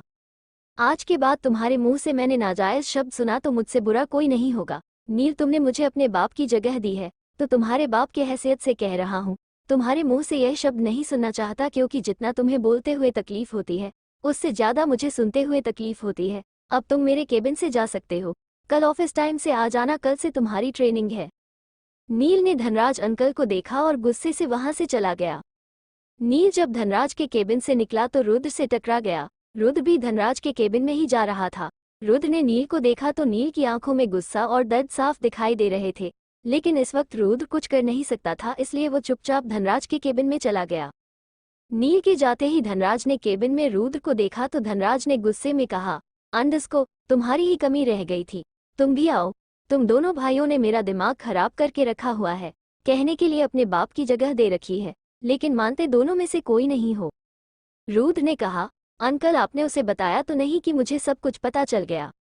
धनराज ने गुस्से में कहा, नहीं बताया, लेकिन कब तक छुपा कर रखोगे? उसके दिमाग में ये बात बैठ चुकी है कि वो संजय की नाजायज औलाद है, उसका ये फितूर तुम ही दूर कर सकते हो। रुद्र, नील का दर्द कम करना होगा और वो दर्द तुम ही कम कर सकते हो। रुद्र ने कहा, करूंगा अंकल, नील के दिमाग से ये बात निकाल दूंगा। मैं नील को सारे हक दूंगा जो उसके हैं, लेकिन आपने मुझे नील का सच इतनी लेट क्यों बताया? अगर आप मुझे पहले बता देते तो मैं कब का नील के हक नील को दे देता। धनराज ने कहा, हर बात का एक वक्त होता है रुद्र, तुम पहले बहुत ज्यादा गुस्से में रहते थे, तुम्हें कुछ भी बोलना समझाना हर किसी के बस में नहीं था, लेकिन जब से तुमने किट्टू को अपनाया है तुम बदल गए हो, गुस्सा नहीं करते, बातों को समझते हो, इसलिए मैंने तुम्हें अब बता दिया। दादा दादी, सीमा, सुधीर, अवनी और नील के रिश्ते की बात कर रहे। सीमा ने कहा, माफ करना आंटी, मैं अपनी बेटी की शादी एक बॉडीगार्ड के साथ नहीं कर सकती। बॉडीगार्ड के अलावा नील की पहचान है क्या है कि वो आपका गोद लिया हुआ बेटा है। दादाजी ने थोड़ा सख्ती से कहा, देखो सीमा बेटा, नील हमें रुद्र और शुभ से भी ज्यादा प्यारा है। बेशक हमने उसे गोद लिया है, लेकिन हमने कभी उसे अनाथ नहीं समझा। उन सब में काफी बहस हो गई, लेकिन सीमा शादी के लिए तैयार नहीं थी। फाइनली सुधीर ने कहा, अंकल हम अभी अपने विला शिफ्ट हो जाते हैं, मैं सीमा को समझा दूंगा। अगर आप चाहते हैं कि अवनी की शादी नील से हो तो अवनी की शादी नील से ही होगी। आप मुझे थोड़ा वक्त दीजिए, मैं सीमा को समझा बुझाकर अवनी और नील की शादी की डेट फिक्स कर दूंगा। सीमा और सुधीर प्रताप हाउस से अपने विला चले गए और साथ में अवनी को भी ले गए। कमेंट कम हो रहे हैं, सब्र करो, निहाल की स्टोरी भी स्टार्ट होगी, उनकी तो सीधा शादी होगी। CH-107 तुम्हें गले लगाना चाहता हूँ, दादाजी ने थोड़ा सख्ती से कहा। देखो सीमा बेटा, नील हमें रुद्र और शुभ से भी ज्यादा प्यारा है। बेशक हमने उसे गोद लिया है, लेकिन हमने कभी उसे अनाथ नहीं समझा। उन सब में काफी बहस हो गई, लेकिन सीमा शादी के लिए तैयार नहीं थी। फाइनली सुधीर ने कहा, अंकल हम अभी अपने विला शिफ्ट हो जाते हैं, मैं सीमा को समझा दूंगा। अगर आप चाहते हैं कि अवनी की शादी नील से हो तो अवनी की शादी नील से ही होगी। आप मुझे थोड़ा वक्त दीजिए, मैं सीमा को समझा बुझाकर अवनी और नील की शादी की डेट फिक्स कर दूंगा। सीमा और सुधीर प्रताप हाउस से अपने विला चले गए और साथ में अवनी को भी ले गए। अब आगे प्रताप हाउस। रात का समय। आज जो कुछ भी हुआ उसे लेकर नील बहुत परेशान था। नील ने आज सबके साथ डिनर भी नहीं किया। नील बालकनी में खड़ा होकर चांद को निहार रहा था। नील ने आंखें बंद की और उसे कुछ याद आने लगा। फ्लैशबैक। 7 साल का लड़का संजय की चिता को आग दे रहा था, तभी वहां दादाजी आ गए। दादाजी ने एक 12 साल के लड़के का हाथ रुद्र के हाथ पर हाथ रखकर कहा, अंडस को तुम दोनों मिलकर इस चिता को अग्नि दोगे। दोनों ने मिलकर चिता को अग्नि दे दी। थोड़ी देर बाद चिता धू धू कर जलने लगी और रुद्र ने दादाजी को गले लगा लिया। नील भी खड़ा हुआ रो रहा था, तभी वहां धनराज आया और धनराज ने नील को गले लगा लिया। धनराज ने नील को चुप करवाते हुए कहा, अंडस को नील तुम बड़े हो और बड़ों की जिम्मेदारी ज्यादा होती है। उन्हें शांत रहना पड़ता है, उन्हें चीजों को समझना पड़ता है, उन्हें परिवार को एक साथ रखना पड़ता है। वो सब काम तुम करोगे क्योंकि तुम बड़े हो। Flashback and. नील ने आंखें खोली और उदास होकर खुद से कहा, अंडस को सही कहा अंकल आपने, बड़ों की जिम्मेदारी ज्यादा होती है। मुझे नाराज होने का हक नहीं है, मुझे किसी से कोई सवाल पूछने का हक नहीं है, मुझे हक नहीं है कि मैं किसी से पूछूं कि मैं इस घर में क्यों हूं। मैं किसी से नहीं पूछ सकता कि मैं कौन हूं, क्या पहचान है मेरी। रुद्र के बॉडीगार्ड के अलावा मेरी खुद की कोई पहचान नहीं है। तभी नील को अपने पीछे किसी की प्रेजेंट फील हुई, लेकिन नील ने पलटकर नहीं देखा, क्योंकि नील आज सच में बहुत उदास था। नील जानता था कि अगर वो अवनी से शादी करेगा तो गड़े मुर्दे जरूर उखड़ेंगे, इसीलिए वो अवनी से दूर रहता था। नील के पीछे रुद्र था, जिसके पास एक बियर की बोतल थी। नील ने दोनों हाथ ग्रिल पर रखे हुए थे और चांद को देख रहा था। रुद्र आया और उसने अपनी कमर ग्रिल से लगा ली।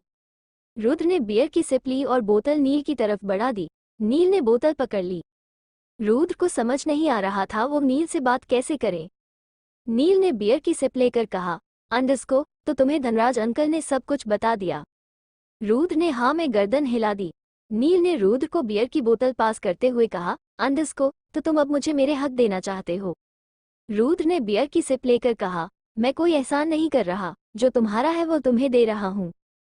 नील ने रुद्र से बोतल लेकर कहा, लेकिन मुझे कुछ नहीं चाहिए, जब तुम्हारा बदला पूरा हो जाएगा मैं इस घर से चला जाऊंगा। रुद्र ने गुस्से में नील से बोतल ली और सिप लेकर कहा, अंडस को तुमने पापा से प्रॉमिस किया था कि तुम हमेशा मुझे प्रोटेक्ट करोगे, तो तुम कहीं नहीं जाने वाले। नील ने रुद्र से गुस्से में बियर की बोतल ली और उसे पूरी खत्म करके कहा, अंडस को तुम नहीं समझोगे मेरा दर्द, मैं किस दौर से गुजर रहा हूँ। इतना कहकर नील वहां से जाने लगा तो रुद्र ने उसका हाथ पकड़ लिया। रुद्र ने गुस्से में कहा, अंडस को कौन सा दर्द, मैं भी तो सुनूं, कौन सा दर्द है तुम्हारे दिल में जिसकी वजह से तुम इस घर को छोड़ने पर उतारू हो। नील ने पलटकर गुस्से में कहा, तुम्हें वो सब कुछ मिला जो मुझे नहीं मिला, मेरी क्या गलती थी बताओ।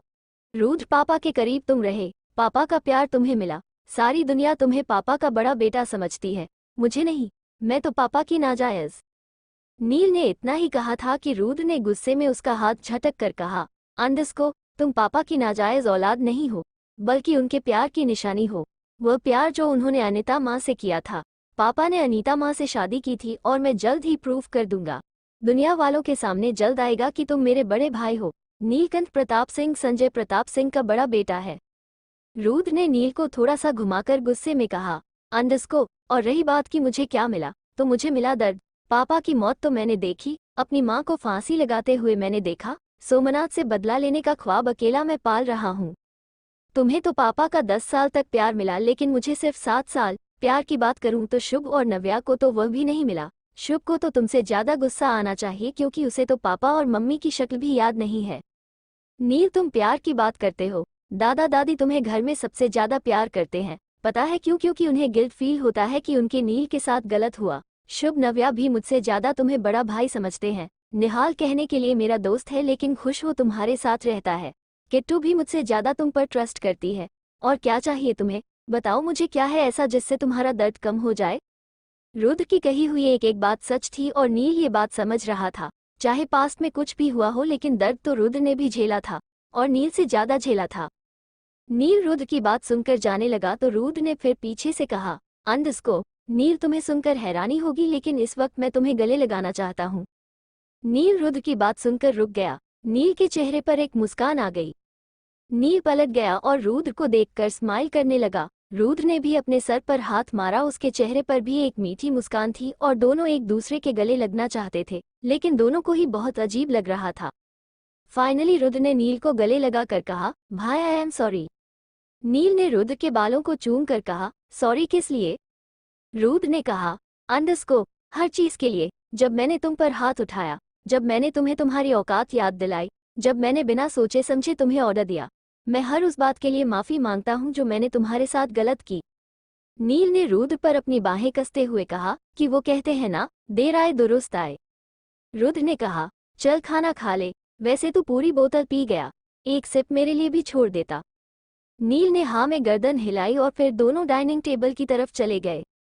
दूसरी तरफ शुभ गाड़ी ड्राइव कर रहा था। शुभ कल के प्रोजेक्ट के बारे में सोच रहा था, तभी उसका फोन रिंग हुआ। शुभ ने गाड़ी साइड में रोक ली और फोन पर बात करने लगा। बात करने के बाद शुभ ने अपनी गाड़ी दोबारा स्टार्ट की, लेकिन तभी उसकी नज़र सामने एक कपल पर गई। शुभ के दिमाग में दिशा आ गई और शुभ के मुंह से एकदम निकला, ओह शिट, दिशा को तो मैं फैक्ट्री में ही छोड़ आया। शुभ ने जल्दी से अपनी गाड़ी घुमाई और फैक्ट्री की तरफ जाने लगा। दूसरी तरफ दिशा फैक्ट्री में चुपचाप एक कोने में बैठी हुई रो रही थी। फैक्ट्री में बहुत अंधेरा था। शुभ उसे वहां छोड़कर बाहर चला गया और 4 घंटे तक फैक्ट्री में नहीं आया। दिशा अपनी मासूमियत के चलते वहीं खड़ी रही। थोड़ी देर में एक एम्प्लॉय आया। उसने फैक्ट्री में नजर घुमाई तो उसे दिशा दिखाई नहीं दी। उसने फैक्ट्री का ताला लगाया और चला गया। दिशा ने अपने गले की चैन कसकर पकड़ी हुई थी और आंखें बंद करके खुद में ही बड़बड़ा रही थी, अंडरस्को, मुझे कुछ नहीं होगा, मम्मी पापा मेरे साथ हैं। नील भैया जल्दी से मम्मी पापा को ढूंढ लेंगे, फिर मैं यहाँ से चली जाऊंगी, फिर शुभ जी मुझे कभी परेशान नहीं कर पाएंगे। शुभ जल्दी से फैक्ट्री के पास आया तो उसके पास फैक्ट्री की चाबी नहीं थी। शुभ भागकर वॉचमैन के पास गया और उससे फैक्ट्री की चाबी लेकर आया। शुभ ने फैक्ट्री का शटर खोला और लाइट जलाई तो देखा दिशा एक कोने में बैठी आंखें बंद करके अपनी चैन पकड़कर खुद में ही बड़बड़ा रही है। शुभ ने दिशा को देखा तो उसके दिल में अचानक से दिशा को खोने का डर पैदा हो गया। शुभ का दिमाग किस वक्त ब्लैंक था। उसे अपने ऊपर बहुत गुस्सा आ रहा था और दिशा पर बहुत सारा प्यार। शुभ जल्दी से दिशा के पास गया।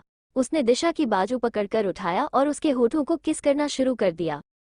दिशा को तो कुछ समझ ही नहीं आया उसके साथ क्या हो रहा है, लेकिन वो ये समझ गई कि उसे शुभ किस कर रहा है। शुभ ने दिशा को कसकर पकड़ा हुआ था और उसके होठों को छोड़ने के लिए तैयार ही नहीं था। शुभ दिशा को बहुत प्यार से किस कर रहा था। दिशा थोड़ी देर बाद अपने होश में आई तो उसने शुभ को खुद से दूर किया, लेकिन शुभ आज दिशा को छोड़ने के लिए तैयार ही नहीं था। प्रताप हाउस, दादी अपने कमरे में गुस्से में बैठी हुई थी और दादाजी से समझा रहे थे। दादाजी ने कहा, अंडरस्को, चंद्रकला, बातों को समझने की कोशिश करो, अवनी की शादी नील से ही होगी। दादी ने कहा, अंडरस्को, रहने दीजिए संजय के पिताजी, मुझे मत बताइए, सीमा कभी इस रिश्ते के लिए तैयार नहीं होगी। दादाजी ने कहा, सुधीर ने कहा है ना, वो सीमा को समझाएगा। दादी ने गुस्से में कहा, मुझे कुछ नहीं पता संजय के पिताजी, अवनी की शादी नील से ही होगी। मैं नहीं चाहती मेरे नील को उसका प्यार ना मिले। संजय की गलती की वजह से नील ने बहुत कुछ झेला है। हम कभी दुनिया के सामने नील को अपना बड़ा पोता नहीं कह पाए। दादाजी ने चंद्रकला का हाथ पकड़कर कहा, अंडरस्को, मुझ पर यकीन रखो, मैं सब ठीक कर दूंगा। निहाल का घर। सीमा, सुधीर, अवनी ने हाल चाल अपने विला में शिफ्ट हो गए थे। सुधीर सीमा को समझा रहा था, लेकिन सीमा समझने को तैयार ही नहीं थी। CH-108 रूडर केयर टू नील। दादी ने कहा, अंडरस्को, रहने दीजिए संजय के पिताजी, मुझे मत बताइए, सीमा कभी इस रिश्ते के लिए तैयार नहीं होगी। दादाजी ने कहा, सुधीर ने कहा है ना, वो सीमा को समझाएगा। दादी ने गुस्से में कहा, मुझे कुछ नहीं पता संजय के पिताजी, अवनी की शादी नील से ही होगी। मैं नहीं चाहती मेरे नील को उसका प्यार ना मिले। संजय की गलती की वजह से नील ने बहुत कुछ झेला है। हम कभी दुनिया के सामने नील को अपना बड़ा पोता नहीं कह पाए। दादाजी ने चंद्रकला का हाथ पकड़कर कहा, अंडरस्को, मुझ पर यकीन रखो, मैं सब ठीक कर दूंगा। निहाल का घर।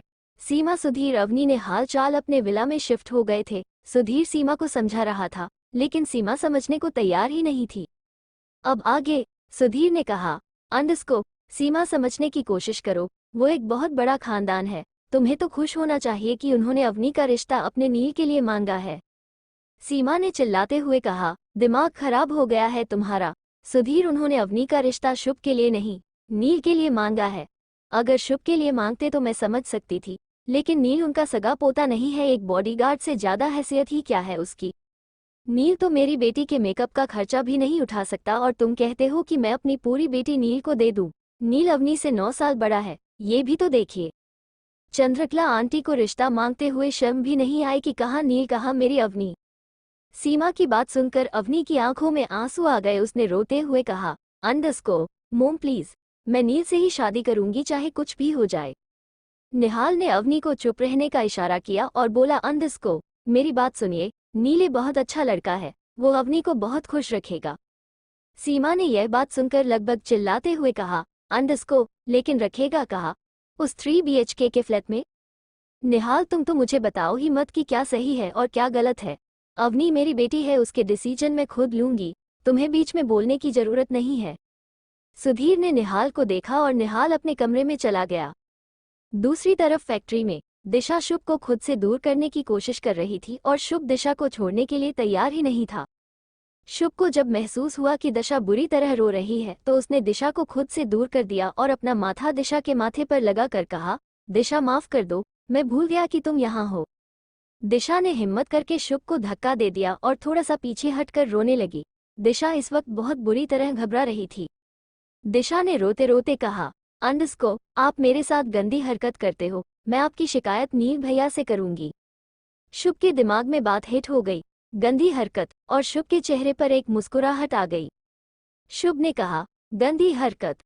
कौन सी गंदी हरकत की? दिशा में हकलाते हुए कहा, आपने मुझे अभी किस किया?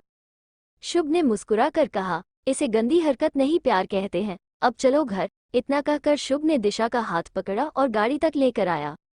शुभ ने दिशा को गाड़ी में बिठा कर कहा, घर जाकर किसी को कुछ मत कहना, वरना दादी और नील भाई मुझे बहुत मारेंगे और रुद्र भाई को पता चलेगा तो मेरी खाल उधेड़ देंगे। उन्होंने मुझे वार्न किया था कि मैं तुमसे दूर रहूं।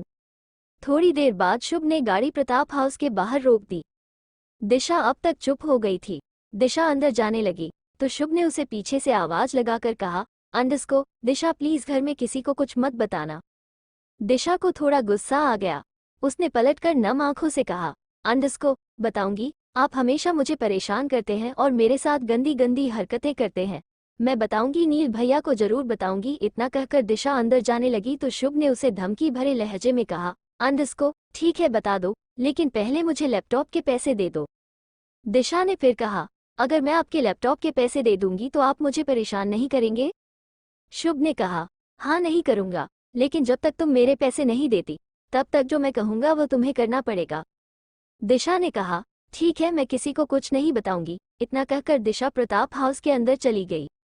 नील आज बिजनेस सूट पहनकर ऑफिस जाने के लिए रेडी हो गया। जब नील नीचे उतर रहा था तो सब हॉल में खड़े हुए थे, सब नील को ही देख रहे थे। दादी ने तो नील की बलाई ले ली। दादाजी ने भी मुस्कुरा कर कहा, आज नील तुम बहुत हैंडसम लग रहे हो। नव्या भाग कर आई और नील के गले लगकर बोली, हाय मेरा भाई इतना स्मार्ट है, मुझे तो पता ही नहीं था। नील सबकी बात सुनकर मुस्कुरा दिया। शुभ में थोड़ा मजाक करते हुए कहा, नील भाई रुद्र प्रताप सिंह ने बिजनेस सूट ही दिया है या केबिन भी दिया है? सबने शुभ को घूर कर देखा और शुभ ने अपने दांत दिखा दिए। किट्टू जल्दी से दही और चीनी लेकर आई और उसने नील को दही चीनी खिला दी। नील ने दही चीनी खाकर कहा, थैंक यू बच्चा। शुभ नव्या को अभी तक नहीं पता था कि नील उनका बड़ा भाई है। रुद्र का ऑफिस। नील जब ऑफिस आया तो रुद्र ने अपने सारे एम्प्लॉयज को मीटिंग रूम में बुला लिया। रुद्र सबको नील से मिलवाना कराना चाहता था। मीटिंग रूम में धनराज, नील, निहाल, रुद्र बैठे थे। वहां शुभ नहीं था क्योंकि शुभ अभी भी ऑफिस वर्क नहीं करता था, फैक्ट्री का ही काम देखता था। रुद्र ने खड़े होकर सबके सामने कहा, धनराज अंकल रिटायरमेंट ले रहे हैं। कुछ महीनों बाद धनराज अंकल का सारा काम नील संभालेगा। आप सब नील को ही रिपोर्ट करेंगे। रुद्र की बात सुनकर कुछ एम्प्लॉयज खुश हो गए और कुछ का मुंह बन गया, क्योंकि सब जानते थे नील एक मामूली सा बॉडीगार्ड है। एक एम्प्लॉय ने हंसकर कहा, अब एक बॉडीगार्ड को हम लोग रिपोर्ट करेंगे? ये सुनते ही रुद्र को गुस्सा आ गया और वो बहुत गुस्से में उस एम्प्लॉय की तरफ जाने लगा। रुद्र उस तक पहुंचता उससे पहले ही नील ने उसे बीच में ही गले लगाकर कहा, बस रुद्र, हर बात पर गुस्सा नहीं। रुद्र ने फिर भी उसे पॉइंट करते हुए कहा, आउट। रुद्र ने गुस्से में कहा, किसी भी एम्प्लॉय को नील के ऑफिस में काम करने से प्रॉब्लम है तो वो रिजाइन कर सकता है। सारे अप्लाई चुपचाप गर्दन झुका कर खड़े रहे। सबको अपनी जॉब प्यारी थी, किसी ने कुछ नहीं कहा। रुद्र ने उस एम्प्लॉय को ऑफिस से निकाल दिया। रुद्र ने फिर गुस्से में सबको देखकर कहा, सब नील को रिपोर्ट करेंगे, छोटी से छोटी बड़ी से बड़ी फाइल नील साइन करेगा तो ही आगे पास होगी। रुद्र बोल रहा था और नील ने अपने सिर पर हाथ रख लिया। निहाल को भी हंसी आ गई।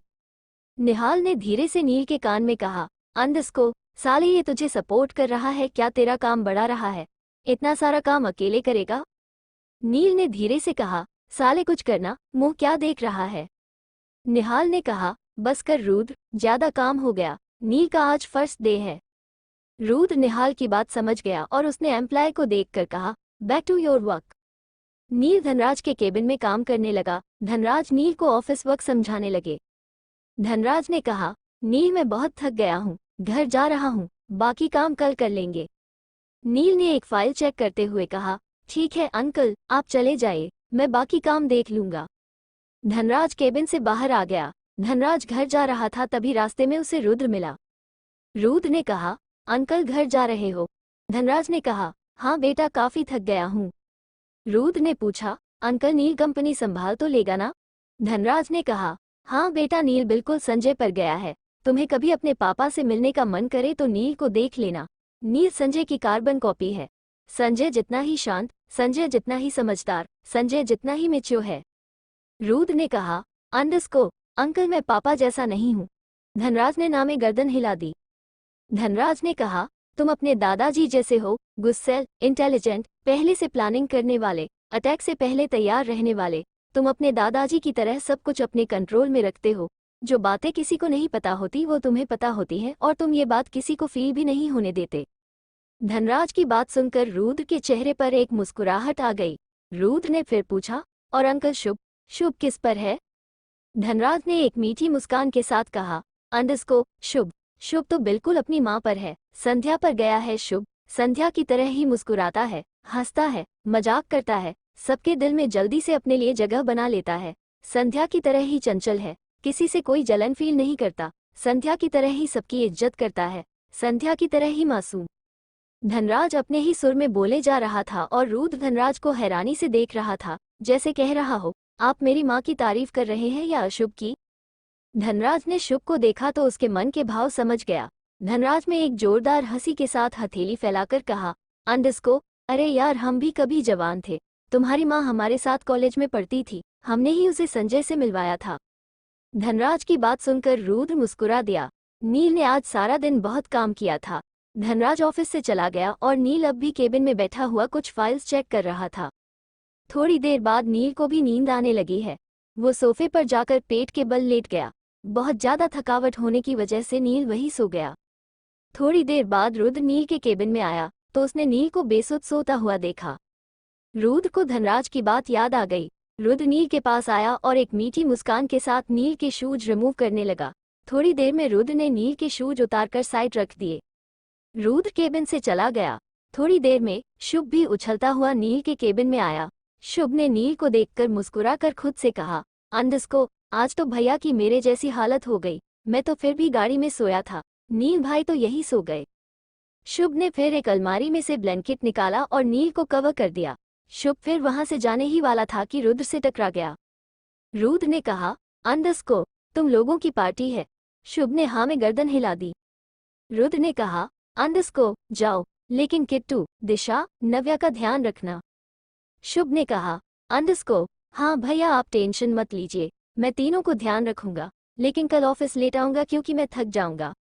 रुद्र ने मुस्कुराकर हाँ में गर्दन हिलाकर कहा, ठीक है, कल तेरी छुट्टी, जा ऐश कर। शुभ वहां से चला गया। शुभ के जाते ही निहाल आ गया। निहाल ने नील को देखा तो कहा, यही सोएगा, उठा इसे, घर चलते हैं। रुद्र ने कहा, अंडरस्को, हाँ यही सोएगा और मैं भी आज रात यही रहूंगा, तुम घर जाओ। निहाल ने हैरानी से पूछा, अंडरस्को, क्या बात है रुद्र? कई दिनों से देख रहा हूँ, नील पर बड़ा प्यार आ रहा है तुझे। रुद्र ने कहा, अंडरस्को, तुझे भी तो आता है, मैंने तो कभी नहीं पूछा। निहाल ने कहा, रुद्र तू बदल गया है, किट्टू ने बदल दिया तुझे, गुस्सा नहीं आता तुझे, अब सबसे प्यार से पेश आता है। निहाल रुद्र की तारीफ कर रहा था तो रुद्र को थोड़ा सा शाय फील हो रहा था। रुद्र ने मुस्कुरा कर कहा, अच्छा ठीक है, अब जा, मैं हूँ यहाँ नील के पास। निहाल वहाँ से चला गया। CH-109 संस्कारी बच्चा शुभ वहाँ से चला गया। शुभ के जाते ही निहाल आ गया। निहाल ने नील को देखा तो कहा, यही सोएगा, उठा इसे, घर चलते हैं। रुद्र ने कहा, अंडरस्कोर, हाँ यही सोएगा और मैं भी आज रात यही रहूंगा, तुम घर जाओ। निहाल ने हैरानी से पूछा, अंडरस्कोर, क्या बात है रुद्र? कई दिनों से देख रहा हूँ, नील पर बड़ा प्यार आ रहा है तुझे। रुद्र ने कहा, अंडरस्कोर, तुझे भी तो आता है, मैंने तो कभी नहीं पूछा। निहाल ने कहा, रुद्र तू बदल गया है, किट्टू ने बदल दिया तुझे, गुस्सा नहीं आता तुझे अब, सबसे प्यार से पेश आता है। निहाल रुद्र की तारीफ कर रहा था तो रुद्र को थोड़ा सा शाय फील हो रहा था।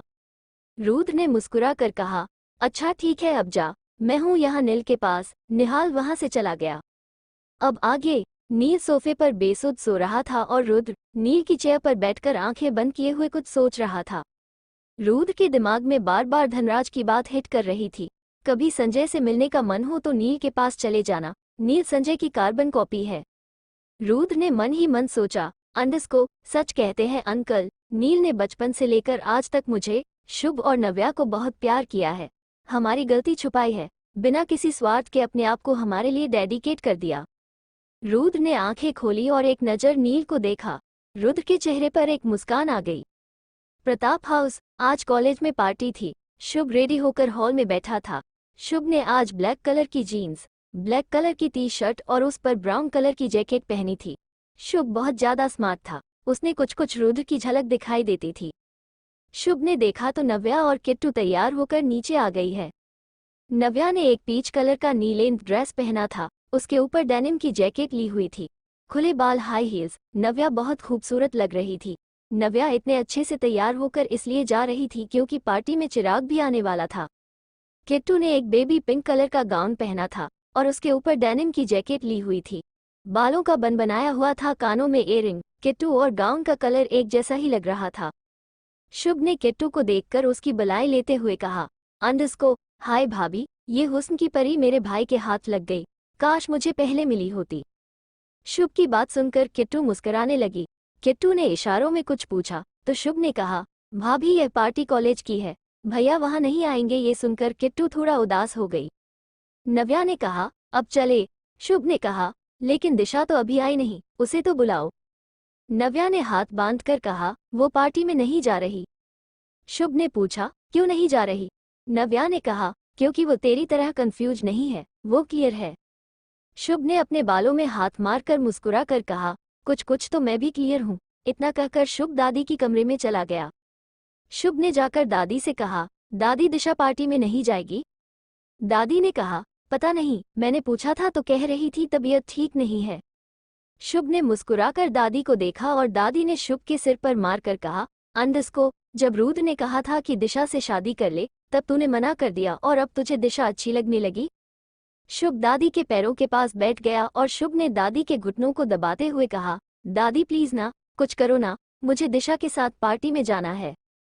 दादी ने शुभ के सिर पर हाथ फेर कर कहा, अंडरस्कोर, तुम हॉल में जाकर वेट करो, मैं दिशा को भेजती हूँ।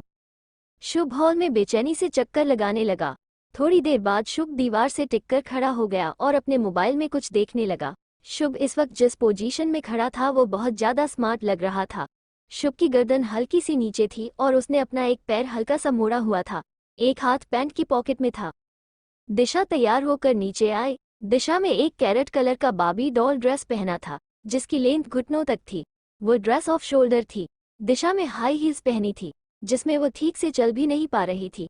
दिशा के खुले बाल जो कि बहुत सिल्की थे दिशा के चेहरे पर आ रहे थे, जिसे दिशा बार बार हटा रही थी। दिशा बहुत खूबसूरत लग रही थी। दिशा पहले से ही बहुत खूबसूरत थी, ऐसी ड्रेस पहनकर तो उसकी खूबसूरती और ज्यादा निखर कर आती थी। दिशा की मासूमियत जो उसकी खूबसूरती में चार चांद लगाते थी। दिशा जब धीरे धीरे सीढ़ियों से उतर रही थी तो उसकी नज़र शुभ पर गई। दिशा की नज़र शुभ पर ही ठहर गई। वैसे तो दिशा में शुभ को कई बार देखा था, लेकिन आज शुभ पहले दिन से ज्यादा स्मार्ट लग रहा था। शुभ को देखकर पहली बार दिशा के दिल में धक सी हुई, लेकिन दिशा इस फीलिंग से अनजान थी। उसे लगा वो शुभ को देखकर डर रही है। शुभ ने जब दिशा को देखा तो उसने नोटिस किया दिशा उसे ही देख रही है। दिशा में जल्दी से अपनी आंखें नीची कर ली और शुभ के चेहरे पर एक मुस्कुराहट आ गई। शुभ ने मन ही मन खुद से कहा, अंडरस्कोर देख लो दिशा, और देख लो, अब तो मैं चाहता हूँ तुम मुझे सारी जिंदगी देखो। नव्या ने एक नज़र शुभ को देखा और फिर दिशा को। नव्या ने थोड़ा जोर से कहा, दिशा डेनिम की जैकेट भी पहन लो, वो कंपलसरी है, स्टूडेंट ने थीम रखी है। दिशा ने कमरे में वापस जाकर जैकेट पहन ली। शुभ ड्राइव कर रहा था और नव्या उसके बराबर में बैठी थी। दिशा और किट्टू पीछे बैठे थे। शुभ बार बार फ्रंट मिरर में दिशा को देख रहा था। ऐसा तो कई बार हुआ था कि शुभ की आंखों ने उसका साथ छोड़ दिया था, लेकिन आज कुछ ज्यादा ही शुभ की नज़र दिशा पर टिकी हुई थी। दूसरी तरफ ऑफिस में नील अभी सो रहा था और रुद्र चेयर पर बैठा था। रुद्र ने आंखें खोली और अपना फोन निकालकर जय को फोन करके कहा, अंडरस्कोर शुभ सबको लेकर पार्टी में गया है, तुम दोनों भी पार्टी हॉल के आसपास ही रहो ताकि उन चारों को प्रॉब्लम ना हो। जय ने कहा, अंडरस्कोर जी सर, आप टेंशन मत लीजिए, मैं वीर के साथ पार्टी हॉल के आसपास ही रहूंगा। रुद्र ने फोन कट कर दिया। निहाल का विला। निहाल बालकनी में खड़ा था। तभी निहाल का फोन वाइब्रेट हुआ। निहाल ने अपना फोन पिक किया। दूसरी तरफ से आवाज आई, सर नव्या मैडम कॉलेज पार्टी में गई है, चिराग और विराट भी पार्टी में आएंगे। निहाल ने कहा, अपने कुछ बॉडीगार्ड को लेकर वहां जाओ, मैं अभी आता हूं, लेकिन पार्टी हॉल के बाहर ही रहना, अंदर मत जाना। निहाल ने फोन कट करके कहा, चिराग मेरी कबूतरी का पीछा छोड़ क्यों नहीं देता। निहाल निहाल निहाल, देखना प्यारे दिन में तू तारे, दिल की बाजी कोई ना जीता सारे हारे। पार्टी। चारों पार्टी हॉल में पहुंच चुके थे, लेकिन शुभ की नज़र तो दिशा पर ही टिकी हुई थी। पार्टी में किट्टू भी कुछ खास खुश नहीं थी। किट्टू को तो हर वक्त बस रुद्र की याद ही आती थी। किट्टू खड़े होकर अपने मोबाइल से रुद्र को चैट कर रही थी। नव्या की नज़र चिराग को ढूंढ रही थी, लेकिन पार्टी में अभी तक चिराग नहीं आया था। नव्या पूरी पार्टी में चिराग को ढूंढ रही थी। नव्या ने चिराग को फोन लगाया तो चिराग ने उसे किसी कमरे में आने के लिए कहा। नव्या चिराग के कहे मुताबिक उस कमरे में चली गई। नव्या ने कमरे का गेट खोला तो चिराग सोफे पर बैठा हुआ वाइन पी रहा था। नव्या ने गुस्से में कहा, चिराग ऐसा कब तक चलेगा, तुमने उस दिन कहा था तुम अपने डैड को लेकर घर आओगे, तुम आते क्यों नहीं। चिराग ने कहा, नव्या मेरी बात ध्यान से सुनो, मुझे पता चला है कि तुम्हारा भाई हमारे रिश्ते को कभी नहीं अपनाएगा। नव्या ने कहा, जब तुम भाई से मिलोगे ही नहीं तो तुम्हें कैसे पता कि भाई क्या सोचते हैं और क्या नहीं, एक बार मिल तो लो, कब से कह रही हूं लेकिन तुम हो कि सुनते ही नहीं। चिराग ने उठकर अपने दोनों हाथ नव्या की बाजू पर रखकर कहा, देखो नव्या, अगर तुम सच में चाहती हो कि हमारी शादी हो जाए तो हम दोनों भागकर शादी कर लेते हैं। नव्या ने गुस्से में चिराग का हाथ हटाकर कहा, अंडरस्कोर मैं भागकर शादी नहीं करूंगी, मेरे दादाजी की इज्जत है, मैं अपने दादाजी की इज्जत नहीं उछाल सकती। अगर तुम चाहते हो कि हमारी शादी हो तो तुम रिश्ता लेकर घर आओ। चिराग ने कहा, अंडरस्कोर नव्या, हम शादी कर लेते हैं, उसके बाद अगर तुम्हारी फैमिली के सामने जाएंगे तो वह ना चाहते हुए भी हमें अपना लेंगे। तुम ठंडे दिमाग से सोचो, मैं तुम्हें कल फोन करूंगा, तुम कहोगी तो हम जल्दी शादी कर लेंगे। नव्या ने चिराग को हल्का सा धक्का दिया और वहां से गुस्से से चली गई। नव्या गुस्से में बार काउंटर के पास खड़ी थी। तभी उसे वहां किसी की प्रेजेंस फील हुई। नव्या ने मुड़कर देखा तो निहाल खड़ा था। निहाल ने बियर की सिप लेकर कहा, अंडरस्कोर क्या हुआ, मना कर दिया तुम्हारे चिराग ने कि वो अपने डैड को लेकर नहीं आएगा। नव्या ने गुस्से में कहा, निहाल जी, मेरा दिमाग पहले ही खराब है और खराब मत कीजिए। निहाल ने बियर की दूसरी सिप लेकर बड़े प्यार से कहा, अंडरस्कोर तुमने अपना दिमाग खुद ही खराब किया हुआ है, चिराग जैसे लड़के पर ट्रस्ट करके। चिराग अच्छा लड़का नहीं है, कई बार कह चुका हूँ, आज फिर कहता हूँ, चिराग जैसा घटिया लड़का दुनिया में नहीं है। नव्या ने गुस्से में कहा, प्लीज निहाल जी, मुझे परेशान मत कीजिए। निहाल ने बियर की तीसरी सिप लेकर कहा, अंडरस्कोर मैं तुम्हें परेशान नहीं कर रहा, बस याद दिलाने आया हूँ, हमारे बीच कुछ डील हुई थी, याद रखना उस डील के अकॉर्डिंग मैं जो मांगूंगा तुम्हें देना होगा। नव्या का दिमाग चिराग की बातों से पहले ही खराब था, निहाल की बातों से और ज्यादा खराब हो गया। उसने गुस्से में निहाल का हाथ पकड़ा और एक कमरे में ले गई। नव्या ने धड़ाम से गेट बंद किया और गुस्से में अपनी जैकेट निकालकर फर्श पर फेंकते हुए कहा, अंडरस्कोर क्या चाहिए आपको, मैं चाहिए ना, ले लो फिर। किट्टू रुद्र से चैट कर रही थी और धीमी धीमी मुस्कुरा रही थी। दिशा किट्टू के पास चुपचाप नजर झुकाए खड़ी थी। शुभ बार काउंटर पर खड़ा हुआ दोनों को देख रहा था। शुभ ने मन ही मन खुद से कहा, एक बोल नहीं सकती, एक बोलती नहीं है, दोनों एक जैसी है। एक को भाई से बात करने से फुर्सत नहीं है, दूसरी किसी से बात करना पसंद नहीं करती। शुभ अपने ही ख्यालों में था तभी उसका दोस्त नकुल वहां आया। नकुल ने कहा, शुभ वो ईशा तुझे चिट कर रही है। शुभ ने बियर की सिप लेकर कहा, हाँ पता है, वेदांत के साथ रूम में इंटीमेट हो रही है। नकुल ने हैरानी से शुभ को देखकर कहा, अंडरस्कोर, और तू रिलैक्स फील कर रहा है, तेरी गर्लफ्रेंड वेदांत के साथ है और तुझे कोई फर्क नहीं पड़ रहा। शुभ की नज़र तो दिशा पर थी। शुभ ने बियर की दूसरी सिप लेकर कहा, अंडरस्कोर, फर्क पड़ता है यार, लेकिन उन्हें थोड़ा एंजॉय करने दे, फिर जाऊंगा। ईशा से ब्रेकअप भी तो करना है। नकुल ने कहा, तू पहले से जानता था कि ईशा तुझे चिट कर रही है? शुभ ने कहा, हाँ अभी 2 दिन पहले ही पता चला। नकुल ने हैरानी से पूछा, और तूने ईशा को कुछ कहा नहीं? तूने फिर भी उसे वेदांत के साथ इंटीमेट होने दिया? शुभ तो अब भी सिर्फ दिशा को ही देख रहा था। शुभ ने कहा, अंडरस्कोर, हाँ क्योंकि मैं चाहता हूँ ईशा मुझे चीट करे और मेरा उसका ब्रेकअप हो जाए, पर मैं ठहरा संस्कारी बच्चा, मैं उसका दिल नहीं तोड़ना चाहता था। अच्छा हुआ उसने ही मेरा दिल तोड़ दिया। CH-110 please. बस एक। नकुल ने हैरानी से शुभ को देखकर कहा, अंडरस्कोर, और तू रिलैक्स फील कर रहा है, तेरी गर्लफ्रेंड वेदांत के साथ है और तुझे कोई फर्क नहीं पड़ रहा। शुभ की नज़र तो दिशा पर थी। शुभ ने बियर की दूसरी सिप लेकर कहा, अंडरस्कोर, फर्क पड़ता है यार, लेकिन उन्हें थोड़ा एंजॉय करने दे, फिर जाऊंगा। ईशा से ब्रेकअप भी तो करना है। नकुल ने कहा, तू पहले से जानता था कि ईशा तुझे चिट कर रही है? शुभ ने कहा, हाँ अभी 2 दिन पहले ही पता चला। नकुल ने हैरानी से पूछा, और तूने ईशा को कुछ कहा नहीं? तूने फिर भी उसे वेदांत के साथ इंटीमेट होने दिया? शुभ तो अब भी सिर्फ दिशा को ही देख रहा था। शुभ ने कहा, अंडरस्कोर, हाँ क्योंकि मैं चाहता हूँ ईशा मुझे चीट करे और मेरा उसका ब्रेकअप हो जाए, पर मैं ठहरा संस्कारी बच्चा, मैं उसका दिल नहीं तोड़ना चाहता था। अच्छा हुआ उसने ही मेरा दिल तोड़ दिया। अब आगे। नकुल से थोड़ी देर बात करने के बाद शुभ ने अपनी बियर की आखिरी सिप ली।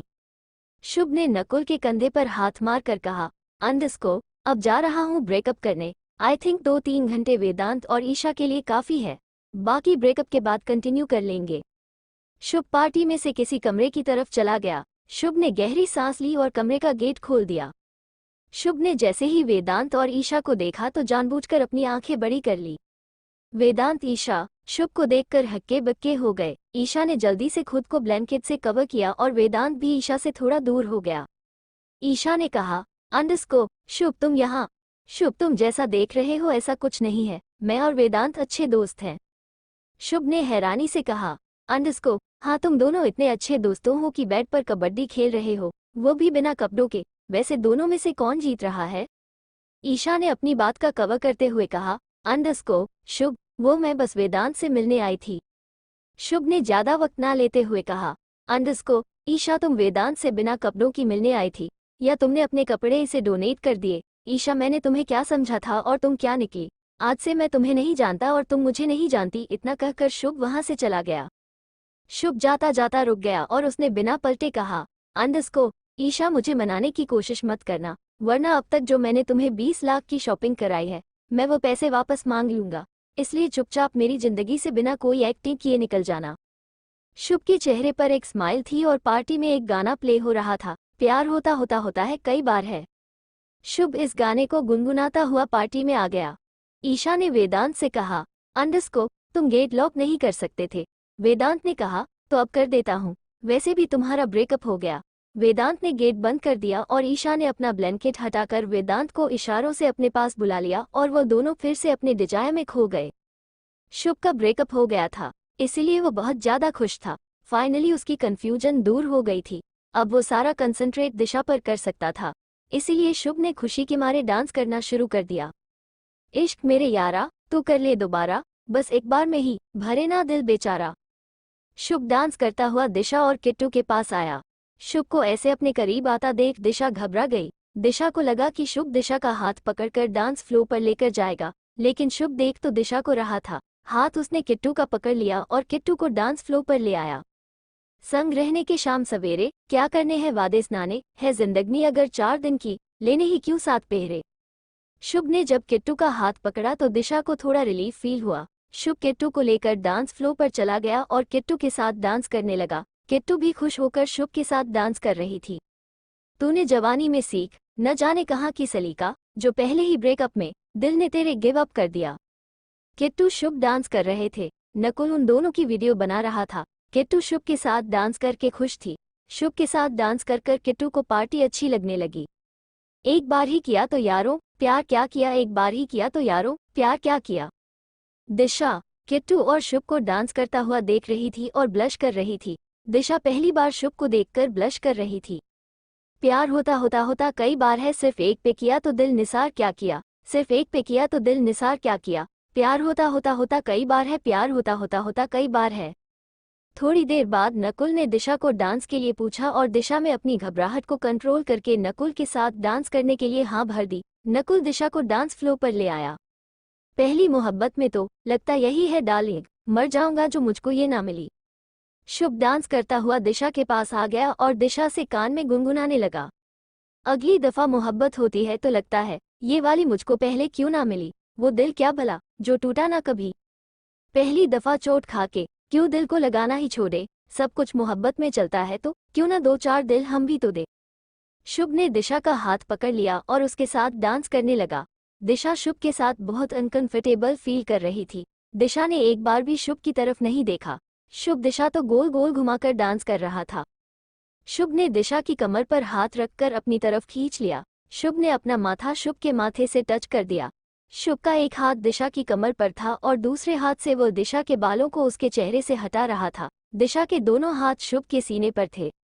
डर के मारे दिशा की सांसें ऊपर नीचे हो रही थी। शुभ को इस वक्त दिशा पर बहुत प्यार आ रहा था। बैकग्राउंड में अभी गाना चल रहा था, लेट्स गो तैनू प्यार दी लोड ए चाहिदा किन्ना भी बोलो बोलो, कदी दसदे यार नू इन्ना इन्ना वी से नो तैनू प्यार दी लोड ए चाहिदा किन्ना भी बोलो बोलो। तवड्डी खिदमत विच हाजिर एलो एलो प्यार होता होता होता कई बार है। गाना खत्म हो गया था लेकिन शुभ ने दिशा को नहीं छोड़ा। शुभ ने अपनी आंखें बंद की हुई थी और वो दिशा की खुशबू को महसूस कर रहा था। शुभ ने आज तक ईशा के साथ ऐसा महसूस किया ही नहीं था। शुभ के लिए ये फीलिंग कुछ अलग थी और यह फीलिंग शुभ को बहुत अच्छी लग रही थी। दिशा ने हिम्मत करते हुए कहा, अंडरस्को शू शू शुभ जी मुझे वॉशरूम जाना है। शुभ ने अपनी आंखें खोली और दिशा को देखकर कहा, अंडरस्को चलो मैं लेकर चलता हूँ। शुभ ने किट्टू को इशारा किया और फिर नकुल को देखा जैसे कह रहा हो किट्टू का ध्यान रख। उसके बाद शुभ दिशा को लेकर एक रूम की तरफ बढ़ गया। दूसरी तरफ कमरे में नव्या ने गुस्से में अपनी जैकेट फर्श पर फेंक दी थी और निहाल को खुद के करीब आने की परमिशन दे दी थी। निहाल नव्या के ऐसे बिहेव से बिल्कुल भी हैरान नहीं था। निहाल ने मन ही मन खुद से कहा, अंडरस्को मैं जानता हूँ तुम इस वक्त बहुत गुस्से में हो लेकिन तुम्हें हैंडल करना आता है मुझे। नव्या गुस्से में निहाल की आंखों में देख रही थी और निहाल के चेहरे पर एक मीठी सी मुस्कान आ गई। निहाल धीरे धीरे नव्या के करीब चला गया और नव्या अब भी निहाल की आंखों में देख रही थी। निहाल ने अपना एक हाथ नव्या के बालों में डाला और दूसरे हाथ से नव्या की कमर को पकड़ा। निहाल ने धीरे धीरे अपने होंठ नव्या के होंठ पर रख दिए और एक सॉफ्ट किस करने लगा। नव्या की आंखें भी अपने आप ही बंद हो गई। निहाल नव्या को बहुत सॉफ्टली किस कर रहा था। कहीं ना कहीं नव्या को भी निहाल का इतने प्यार से पेश आना अच्छा लग रहा था, क्योंकि नव्या कभी भी चिराग के इतना करीब नहीं गई थी। नव्या को चिराग पर ट्रस्ट नहीं था, लेकिन निहाल से इतना झगड़ा होने के बाद भी वो निहाल पर ट्रस्ट करती थी। एक सॉफ्ट किस के बाद निहाल नव्या से दूर हुआ तो निहाल ने नोटिस किया नव्या को बहुत ज्यादा शर्म आ रही है। नव्या ने अपनी आंखें नहीं उठाई और धीरे से कहा, अंडरस्को निहाल जी प्लीज छोड़ दीजिए। निहाल ने शरारती भरे अंदाज में कहा, अंडरस्को अभी 5 मिनट पहले तो तुम मुझे ऑफर दे रही थी और अभी कह रही हूँ निहाल जी छोड़ दीजिए।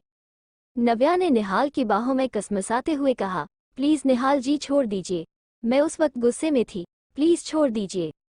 निहाल ने कहा, अंडरस्को पहले एक और करने दो। इतना कहकर निहाल ने अपने होठ दोबारा से नव्या के होठों के ऊपर रख दिए और नव्या की आंखें अपने आप ही बंद हो गई। ना जाने क्यों नव्या निहाल को खुद से दूर कर ही नहीं रही थी। एक डीप किस के बाद निहाल ने नव्या को छोड़ दिया। नव्या ने निहाल की तरफ नहीं देखा और अपनी जैकेट उठाकर जल्दी से उस कमरे से बाहर आ गई। नव्या के जाने के बाद निहाल के चेहरे पर मुस्कुराहट आ गई। निहाल ने खुद से कहा, अंडरस्को कबूतरी आना तुम्हें मेरे पिंजरे में ही है, उस चिराग के साथ कितना भी फड़फड़ा लो। दूसरी तरफ दिशा वॉशरूम में थी और शुभ बाहर उसका वेट कर रहा था। दिशा मिरर में खुद को देखना चाहती थी, लेकिन ब्लश करने की वजह से वो खुद को ही आईने में नहीं देख पा रही थी। दिशा मिरर की तरफ से पलट गई और मन ही मन खुद से कहने लगी, दिशा ये क्या हो रहा है तुझे? शुभ जी अच्छे नहीं है, वो तुझे 2 बार छोड़ाए और तू उन्हें देखकर ब्लश कर रही है। दिशा के लिए ये फीलिंग बिल्कुल अलग थी और बिल्कुल नई। दिशा को समझ नहीं आ रहा था कि वो शुभ की तरफ अट्रैक्ट होने लगी है। कहीं ना कहीं शुभ ने भी दिशा के दिल में एंट्री कर ली थी, लेकिन दिशा इस बात से अनजान थी। दिशा का इस वक्त बाहर जाने का बिल्कुल मन नहीं था, क्योंकि वो जानती थी शुभ उसके साथ कोई ना कोई शरारत तो करेगा।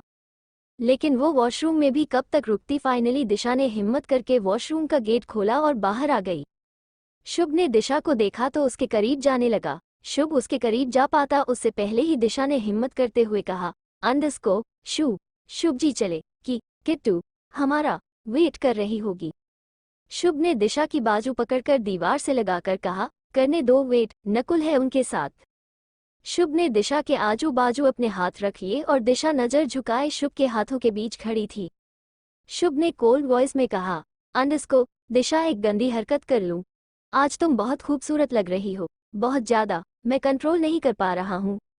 दिशा तो घबराहट के मारे ना तो शुभ को देख रही थी और ना ही शुभ की बातों पर रिएक्ट कर रही थी। वो बस नजरें झुकाए शुभ के सामने खड़ी थी। शुभ ने धीरे से दिशा के कान में कहा, अंडरस्कोर प्लीज, बस एक। इतना कहकर शुभ ने अपने होंठ दिशा के होंठों पर रख दिए और दिशा को बहुत प्यार से किस करने लगा। दिशा तो जैसे ब्लैंक हो गई। दिशा को तो कुछ समझ ही नहीं आ रहा था कि शुभ उसके साथ क्या कर रहा है, लेकिन वह इतना तो समझ रही थी कि शुभ उसके साथ आज प्यार से पेश आ रहा है। शुभ की किस बहुत सॉफ्ट थी। शुभ इतने प्यार से इन्वॉल्व था, जैसे दिशा को थोड़ा भी हट कर देगा तो दिशा टूट जाएगी। दिशा आज सच में एक बाबी डॉल लग रही थी। कर दो कमेंट।